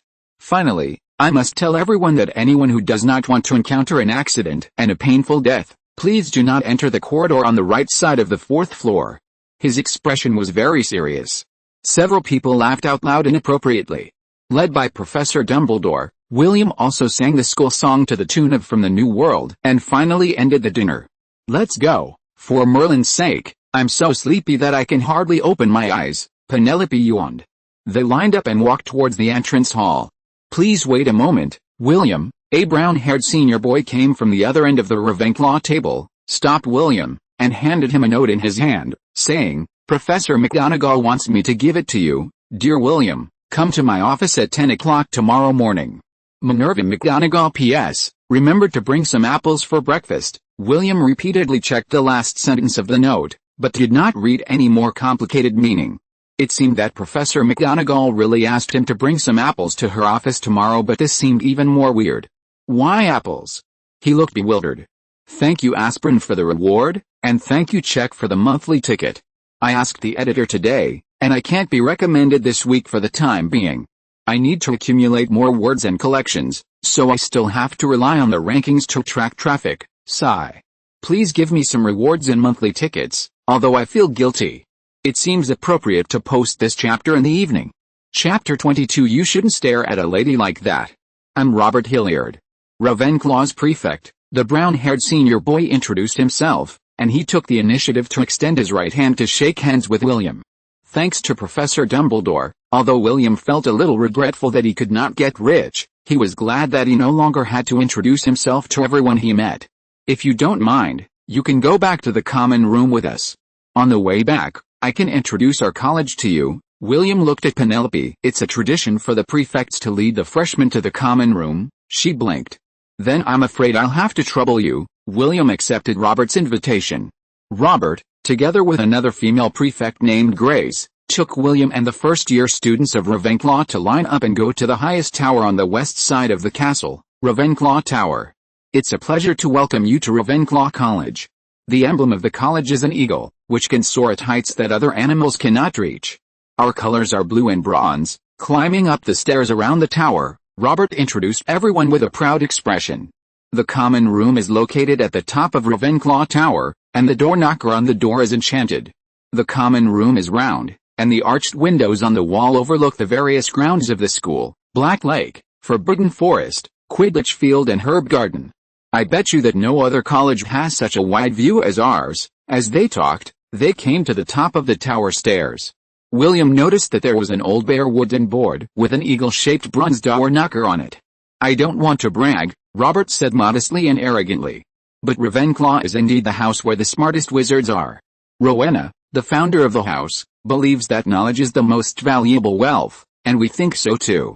Other houses hide the entrances to their common rooms, but we don't because we don't need to." He walked to the door knocker, turned around and said, "When you knock on the door knocker will ask you a question, and you can only enter the door if you answer it correctly." For nearly 1,000 years, this simple obstacle has kept everyone except Ravenclaw out of the door, Robert said, and knocked on the door. The bronze eagle's beak suddenly opened, but it didn't make a shrill bird cry, but a soft female voice, singing softly, "I am the black son of a white father. I am a wingless bird that can fly straight up to the clouds. When I was born, everyone who touched me cried. Once I was born, I will soon disappear into the air. Who am I? Does anyone want to try it?" Robert frowned slightly, but soon showed an expression of sudden enlightenment. He was not in a hurry to announce the answer, but let the seat in front of the door wait quietly. "The black son of a white father means there are two similar forms. A wingless bird makes people cry, and disappears quickly. Tisk, it's really uncreative." William glanced at the young wizards who were still thinking hard around him, took a few steps forward, and said his answer in front of the door knocker. "It's smoke." "Correct answer," said the voice. The door swung open. A spacious round room was revealed. This was William's first time seeing the Ravenclaw common room. He had some impression of Gryffindor in the original book, but it was far less beautiful than here. The floor of the common room was covered with a thick layer of dark blue velvet, which contrasted with a mysterious starry sky mural on the dome. At night, the blue and bronze silk curtains were drawn on the windows around. There were tables, chairs and bookcases in the room. In the niche opposite the door was a full-length portrait of pure white marble. It was a statue of Rowena Ravenclaw, the founder of Ravenclaw. She raised her right arm holding the wand to her left shoulder, and her left arm naturally drooped downward, as if she was about to perform a spell, or as if she was about to recite a spell to protect the small library behind her. As for our relationship with the other three colleges, Robert described in detail the relationship between Ravenclaw and the other colleges: the fools who like to show off, the venomous snakes who do whatever it takes, and their favorite denominator badgers. William left the team and walked towards the alcove. The blue velvet carpet was very thick, and he stepped on it without making any sound. Wit beyond measure is man's greatest treasure. William looked up and saw the carved characters on the crown worn by the Ravenclaw statue. The white marble seemed to be looking at him, with a mysterious smile on the corner of her mouth. "A gentleman should not stare at a lady like this," a soft female voice sounded in William's ears. "Who is it?" He turned his head quickly. But there was no one around. "Our resident ghost is Ms. Gray. Others in the school think she never speaks, but she will talk to Ravenclaw students." Robert was still chattering, and the freshmen were almost lying on the ground in sleepiness, but the voice just now could not have come from them. Aparecium. William quickly pulled out his wand and chanted silently, a transparent aura that only he could see spread rapidly with him as the center. He got nothing. "You actually know who I am, don't you?" The female voice sounded again, and she chuckled. "You shouldn't be able to speak," William answered calmly. He had realized that the woman's voice sounded directly in his mind, just like when he was sorted before. The person who made the sound was standing in front of him. The sculpture of Rowena Ravenclaw. But this is the most obvious problem. Even though the last time he read the original book was more than 10 years ago, he knew very well that in the original story, there was no role for the sculpture at all. Not at all. "Yet, I thought I would never wake up again." "But you, that lucky old thing," she said, sounding very sad. "One by one, all of them are riddlers." William has never been interested in guessing games. He is not stupid, but he likes a more Western approach for Gatmalin's sake. "This thing is better than a magic wand. Good luck, little wizard." The woman's voice did not answer William's question, but said it very lightly. "Lalhia itasugztsrnarr say." A very strange sentence suddenly appeared in front of William's eyes. It did not belong to any language William knew, and it was not even a sentence or a word. It seemed to have a certain pattern. But no matter how William called in his mind, the previous female voice never responded again. She was like a dream, and like a phantom. Only William knew that it was a real thing. Because at some point, the left hand of Rowena Ravenclaw's statue has changed from falling naturally to being held up horizontally. And the direction of her fingertips is pointing to a grid in the niche. The introduction comes from Pottermore, with excerpts and modifications. The original text is too slow. Ravenclaw's statue can move. Refer to the Deathly Hallows volume. She looked at Harry with a weird smile. The password cannot be found on Baidu. Original content. The hint is a magic number, not 7. Please give me some recommendation tickets, monthly tickets, rewards, etc. I won't pick anything that I didn't recommend this week. Hey. Chapter 23, Ravenclaw's Confusing Behavior Award. Following the direction of the marble statue's finger, William carefully searched in the niche. This was a more confusing task than he had imagined. For Merlin's beard's sake, at the dinner, other senior students told him that there were many precious books in the small library in the common room. Analysis of advanced spells, the ultimate magic potion, deadly curses and their countermeasures. He originally thought it would be in this style. But he was careless and didn't dodge. Research on the necessity of separating egg white and yolk in egg divination. Smoke sketching spell, a practical invention. Spare me after forcing the unfortunate book. The unremitting exploration of improving the magnification of the moon peeping mirror back to the bookshelf. William fell into the ultimate thinking of his life. Who am I? Where do I come from? Where am I going? And, for Merlin's sake, why would a wizard go through so much trouble and spend thousands of galleons just to make a piece of glass into the ultimate magical material so that he can stack a dozen far-sighted spells on it, but never think of studying the focal length? William thought bitterly. Although he flipped through the book out of curiosity, it did record several very novel methods, which might be useful in achieving small goals. The only thing he found here that might be related to the voice he heard before was an epic story Beowulf. William had not read this epic, but he found a line of words on the title page, dedicated to Gigi. May you always be as brave as a lion and as bright as the sun. He didn't know who Gigi was referring to, but it was the closest thing to reliable that could be found in the niche. Like other books in the niche, the surface of Beowulf was cast with protective spells and automatic repair spells. However, the effect of its spell seemed to have weakened a lot, so that the originally bright cover looked a little dim and worn under the light of the fire. This Beowulf was recorded in Old English, which seemed very difficult to understand. In less than 2 minutes, William's already strong sleepiness was aroused. Never mind, let's go to sleep first. William shook his head, put the strange book into his shoulder bag, and walked towards his dormitory. He had already consulted Robert. As long as he was interested, the books in the niche could be taken out temporarily. As long as you are interested. Although William clearly remembered that Robert's expression was also very subtle when he said this. Finally, the first day of Hogwarts, lying on the spacious 4-poster bed, William pulled over the sky blue silk soft quilt and slept on the side closer to the window. There was wind blowing in front of the window, and the sound made him feel particularly comfortable. Until this moment. The quiet night fell. He finally felt a little bit of reality. A dreamless night. Good morning, Jimmy. William got up, changed into his robes, and greeted his roommate who had just gotten up from bed. Good morning. I remember, we don't have our first class until the afternoon, Jimmy Appleby answered sleepily. He was a half-blood wizard, his family was in Kent in southeast England, and he was also in the 4th year. I have to get familiar with the castle first, William answered casually, opened the door and walked out. The curtains of the common room had been drawn, and from the window, he could overlook almost the entire castle. Perhaps because it was still early, the common room was empty at the moment, with only the occasional sound of sparks from the half-extinguished charcoal fire in the fireplace. Following the route he took last night, he walked down the winding steps and came all the way to the hall.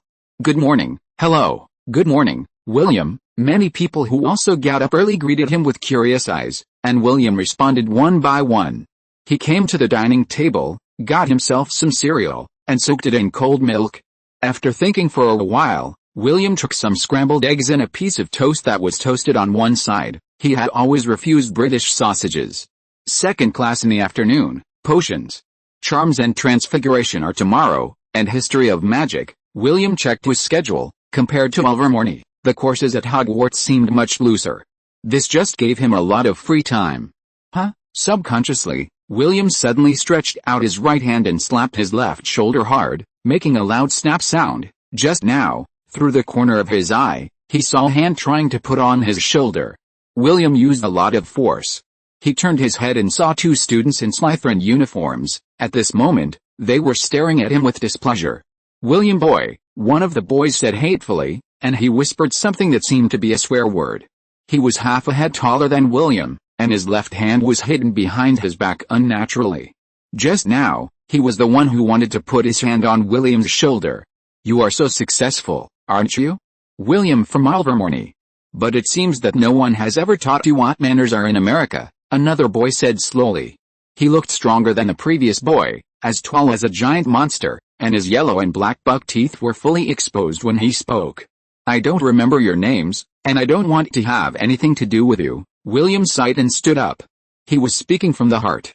In Ilvermorny, William had already felt bored to gain experience with the guys from the Cat and Panther Academy, but he didn't expect that when he arrived at Hogwarts, he would still encounter such a hidden danger. "Hey! Marcus, Montague! What are you two doing?" Percy, who was just coming in from the hallway, shouted loudly. He changed the two parchment rolls under his right arm to his left hand and trotted towards them.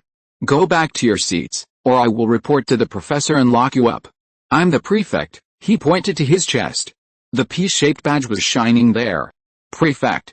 Good boy Weasley." The tall boy deliberately dragged out his words, took 2 steps forward, and looked down at Percy, his hooked nose almost touching his face. "We are just chatting and teaching him some principles," Mrs. Montgomery chuckled. "Go back.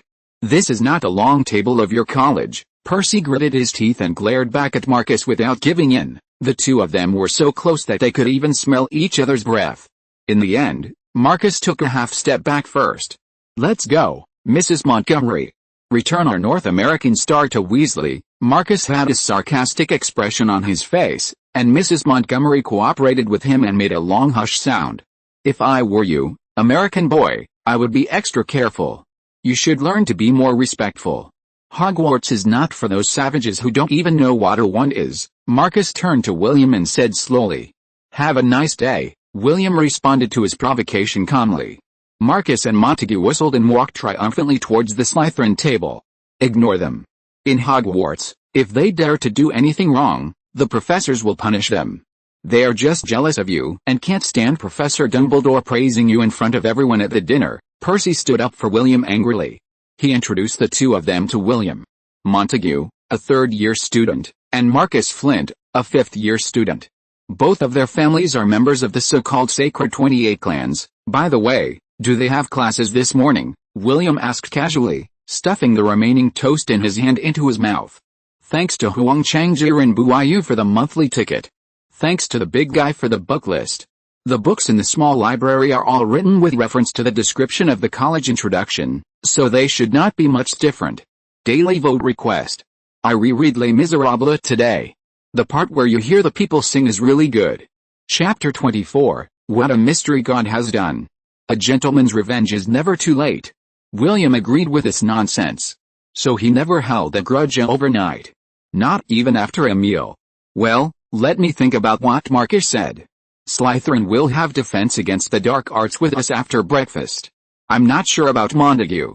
But why are you asking this?" Percy answered William after a brief recollection. He was confused. But William only responded with a calm and mysterious smile. "Anaheim by William Guber, that is well known in the UK. How mysterious is the work of God." After parting with Percy, who was going to the Defense Against the Dark Arts classroom, William walked towards the steps of the castle. Professor McGonagall's office was in a corner of the corridor on the second floor. Although he stared at the backs of Montague and Marcus for a while when passing by the middle aisle, and silently recited a spell, but nothing happened. Nothing happened. So far. But William still hasn't figured out why Professor McGonagall specifically asked him to bring some apples to the office. He still packs some on the dining table according to the note. It's always right to prepare more. William was very satisfied with his thoughtful consideration. He not only packed apples, but also brought roasted yogurt, pumpkin juice, toasted bread, and even some pickled fish, in case Professor McGonagall's taste is cat-like. This will never go wrong. Standing at the door of Professor McGonagall's office, William heard a conversation coming from inside. Knock, knock, knock. He knocked on the office door gently. William? The door is open, please come in, Professor McGonagall replied. William pushed open the wooden door. Professor, you are looking for Protego, he blurted out the spell before he finished speaking. A brown shadow suddenly flew over. It was the red panda that William rescued during the summer vacation. After a month of absence, the wounds and bloodstains on its body had disappeared, and its hair had regained its bright luster. Its dark eyes looked at William mischievously. It slammed into the transparent air barrier and met William's eyes, which were still stunned. Its little head was immediately filled with confusion. But soon, it gave up thinking. Its short, fat, and furry limbs grabbed the barrier formed by the armor charm and hung in the air. It looked like a doll. Minerva, is he the little wizard you mentioned? He has a quick reaction and is very skilled in wandless casting. I dare say that he must be a good hand in wizard duels, a man with a gruff voice said. William looked in the direction he was looking and saw to be precise, he didn't know how to calculate it, the man's original limb seemed to have only one arm left, and the rest were all replaced by wooden prostheses. He looked kind, with a large white beard and a wooden angular pipe in the corner of his mouth. Sylvanus, he's from that school in America, Professor McGonagall nodded, obviously agreeing with this view, and explained to the man. William, this is Professor Kettleburn, he will be in charge of teaching you care of magical creatures this school year, and if you don't mind, it's best to put it down. She turned to introduce William, and then pointed to the red panda hanging in the air. It seemed to be beginning to find this barrier interesting, and was using all four limbs to climb up little by little, and it was about to touch the chandelier on the top of the office. William waved his hand, cancelled the armor spell, took a half step forward, and reached out to catch the free-falling red panda. It hummed and complained twice, and began to climb up along William's arm again. It can be seen that it trusts you very much, Professor Kettleburn said with a smile. Professor, I thought it was sent away, William said, grabbing the soft flesh on its back that had climbed to his shoulder with his left hand, and sent it to his right hand. It nudged William with its shiny black nose and started to crawl again. That's what we thought at first, yes. Professor Kettleburn and Madame Pomfrey cured the little guy's injuries, and then Professor Dumbledore successfully traced the place where it was injured through magical traces. Professor McGonagall told the subsequent story. As expected, we found the wizard who imprisoned it in Nocturne Alley, along with many other magical creatures. He smuggled them in by making unauthorized portkeys, and wanted to sell them to some. She hesitated for a moment, as if she didn't know how to express her anger while describing the group of guys in a more civilized way. Those bastards, you should be sent to Azkaban. Professor Kettleburn solved the problem for her, and he continued, we successfully sent most of the magical creatures back to nature, and found a suitable destination for some of the ones in poor condition. I have to say that Professor Dumbledore helped a lot, and he helped contact Newt Scamander. What about it? William pulled the little guy off his shoulder again. It seemed to treat this as some kind of game. It's an exception. Professor McGonagall shook her head and said, it wasn't originally a magical creature, but how is this possible? William felt that he was hallucinating. Otherwise, how could Professor McGonagall tell a joke seriously, and it wasn't funny at all? But it did happen. And it happened naturally. Professor Dumbledore traced the spell on it and didn't find a spell that could give it such agility and strength. Professor Kettleburn spread his hands, indicating that he didn't want to believe it either. What's worse is that Newt told us that he found that this little guy was not an exception. He also found some other examples, which were also ordinary animals, but suddenly turned into magical creatures, although overall, the number of occurrences is small, and most of them are harmless changes, such as he believed that he saw an invisible goat in Dorset, Professor Kettleburn said gruffly. But Tina said that he talked to Turnip for a long time that day. He must have been drunk and mistook it for a boat trickle, he muttered. His voice was not loud. Just enough for William and McGonagall to hear clearly. So, what can I do? William asked in confusion. He took out a sliced apple from the brown paper bag under his arm and fed it to the panda, who was a little tired of climbing. It took it without any hesitation and stuffed it into its mouth. It turned out that the apple was used here. You can try to take care of it, Professor McGonagall nodded. Its personality is very independent, and it is easy to scare my little ones. Minerva is too busy after school starts, so I think it is a good choice to let it follow you. Professor Kettleburn smiled and said, you don't need to worry too much. The house elves can help you prepare the food it likes, but you have to take it around from time to time. You will find that it is smarter than you think. A light puff sound interrupted Professor Kettleburn's words. Because it had not been fed for a long time, the panda finally decided to use its subjective initiative. It tore a hole in the brown paper bag that William was holding. Roasted Ubisoft, pumpkin juice, toasted bread, and pickled fish fell to the ground. Thanks to the monthly votes from Chemistry Obsessed. Explain why I didn't do it directly at the end of the last chapter. The environment in the hall is very bad, which is easy to cause a fight. William is new to Hogwarts, and the old bees know his past record. He has no alibi, so he is easy to be targeted or cause trouble, which does not conform to the logic of self-protection. But if I can let them suffer in silence, and no one can contact me directly, but everyone knows that it was William who did it, then it will be different. Why are there so many collections suddenly? I can't do it. Chapter 25, whatever you're asked for, you will get it. Under Professor McGonagall's strange gaze, William took the panda out of her office. After asking for permission, he named it Gable. Or rather, named him Gable. Gable was much smarter than he thought. Not only could it understand William's words, it was also fully capable of taking care of itself. As long as it had some apple slices, it could happily stay in the common room for a day. After lunch, there was still a long time before the afternoon class. Let's go to the room of requirement next. I remember it's on the 8th floor of the castle, William thought comfortably after packing 2 glasses of pumpkin juice. Did you hear about it?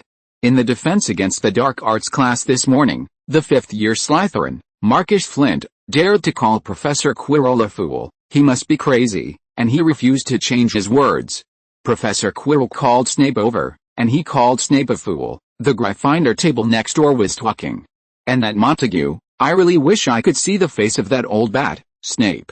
I bet he must be furious to be humiliated by students from his own college. They said that the foreign student cast a spell on them. But how is that possible? He wasn't even in the classroom. Those cunning Slytherins. Yes, cunning Slytherins. The constant discussions in his ears were making William's afternoon a little more pleasant. The 2 apes got what they deserved. But what did this have to do with William? He had never used a wand from beginning to end, and he had an alibi provided by Professor McGonagall. Even if the 2 apes complained, Snape couldn't blame him. William had long realized that compared to dangerous unforgivable curses like the Imperious Curse, the Oblivion Curse, which was almost impossible to undo once used, and the Memory Charm, which was usually used against muggles and would soon be noticed by wizards, the Confusion Charm was an extremely convenient tool. Because the Confusion spell does not change the memory is extremely complex, and any modification through the spell, no matter how clever, will leave an obvious trace in the eyes of those who are interested. It changes the impression. Left can be right, front can be back, and the subconscious is the easiest thing to be ignored by wizards, but also the easiest to be influenced. For the 2 apes, William only used the Confusion spell to make them think of the professor as a fool. Although the wandless casting made the duration of the spell relatively limited, as long as they were still in school in this castle, it was almost inevitable to meet a fool. But William himself did not expect the effect to be so good, perhaps because they were eager to explain, but caused his confused impression to be implanted deeper and deeper by Marcus and Montague, which made the Confusion spell have such an amazing performance. I remember that the room of requirement in the original book seemed to be behind a troll tapestry. William quickly came to the 8th floor of the castle. The space here is very large. In addition to the principal's office, there are many rooms, but without spending too much effort, he successfully found his target. On a tattered tapestry, the silly wizard Barnabas curled up in a ball, dodging the beatings of a group of giants holding bone sticks, wearing pink ballet skirts and red dance shoes. He saw William and winked at him in a slightly flattering way, as if expecting William to rescue him. This vivid picture made William feel that he had just done SC. Ignoring the silly Barnabas' pleading eyes, William looked across from him. There was nothing on the bare wall. I need an empty room, he repeated it in his mind and walked through this section of the wall 3 times. A very smooth door appeared out of thin air on the wall. William pulled the brass handle. The room was about 10 square meters, and it was just as he expected. There was nothing inside. The first step was completed. Let me think. I need the International Space Station. William closed the room and walked back to the corridor. When he turned around, the door had disappeared. He kept reciting the space station that was assembled in February 2011. It didn't exist at the moment, and William had never seen it. Besides knowing that it was hanging in orbit, he didn't know where it was. After 3 laps, the door didn't appear. This was nothing surprising. Rather, if it really appeared, William would doubt whether he had entered the wrong world, such as Farron. Then, Mir Space Station. William changed his target. Mir was a big firecracker thrown into space by the Soviet Union in 1986, and it was now orbiting in the sky. After 3 laps, the wall was still bare. Then, the third bedroom on the left side of the second floor of the leaky cauldron. William thought about its appearance. It was where he lived during the summer vacation, so he was naturally very impressed. After 3 laps, the door appeared this time. But when William wanted to turn the handle, he found that he couldn't continue after turning it halfway. No matter how hard he tried, he couldn't open it. Just when he was about to give up, the handle suddenly made a click sound and was easily pulled to the bottom. Pushing open the door, there is a beautifully decorated bedroom with a double bed, wardrobe, bookcase, table and chair, coffee table and other complete furniture. The bed is covered with a brown silk quilt. There is no doubt that this is a very comfortable bedroom. From any angle, the home experience it can provide is better than William's bedroom in the leaky cauldron. But he couldn't help but feel a little disappointed. William originally thought that the room of requirement achieved all this through transfiguration, but now it seems that it is mostly just using magic to separate a space and connect another space, or warehouse. Whenever a wizard has a need, if it is vague, the room will be assembled by itself, and if the request is more detailed or very specific, then the room will freeze. Just like before. Although it will take many attempts to eliminate variables to truly verify William's idea, he believes that this guess is very close to the real answer. But this bed is really comfortable, William thought while lying on the double bed. Although he didn't try to make airplanes and cannons like his predecessors, it was more than enough for his purpose. What William needed was just a space where he could avoid other people's sight and try out some of his own ideas. Speaking of which, where did this space come from? William suddenly thought. He remembered that in the 7th grade of the original book, Neville and his friends hid in the room of requirement. It was very small at first, but as their number continued to increase, the size of the space continued to expand. Such a large room obviously could not be accommodated behind such a wall. If this is not something that was transformed by transfiguration, that is to say, it was cut out from another place in reality, that is to say, a thought, like lightning, flashed through William's mind. Thanks to aspirin for the reward, successfully exceeded 500 collections, and sprinkled flowers. Please give me some recommendation tickets, monthly tickets, rewards, and click to the latest chapter. Please read the recommended reading. If you have the conditions, don't raise it. End of this chapter. Thank you very much for reaching the end. Don't forget to like. Looking for more exclusive content and immediate access? Subscribe to our Patreon. Remember, every like, subscription, or donation encourages us to continue. Thanks to everyone. See you in the next video.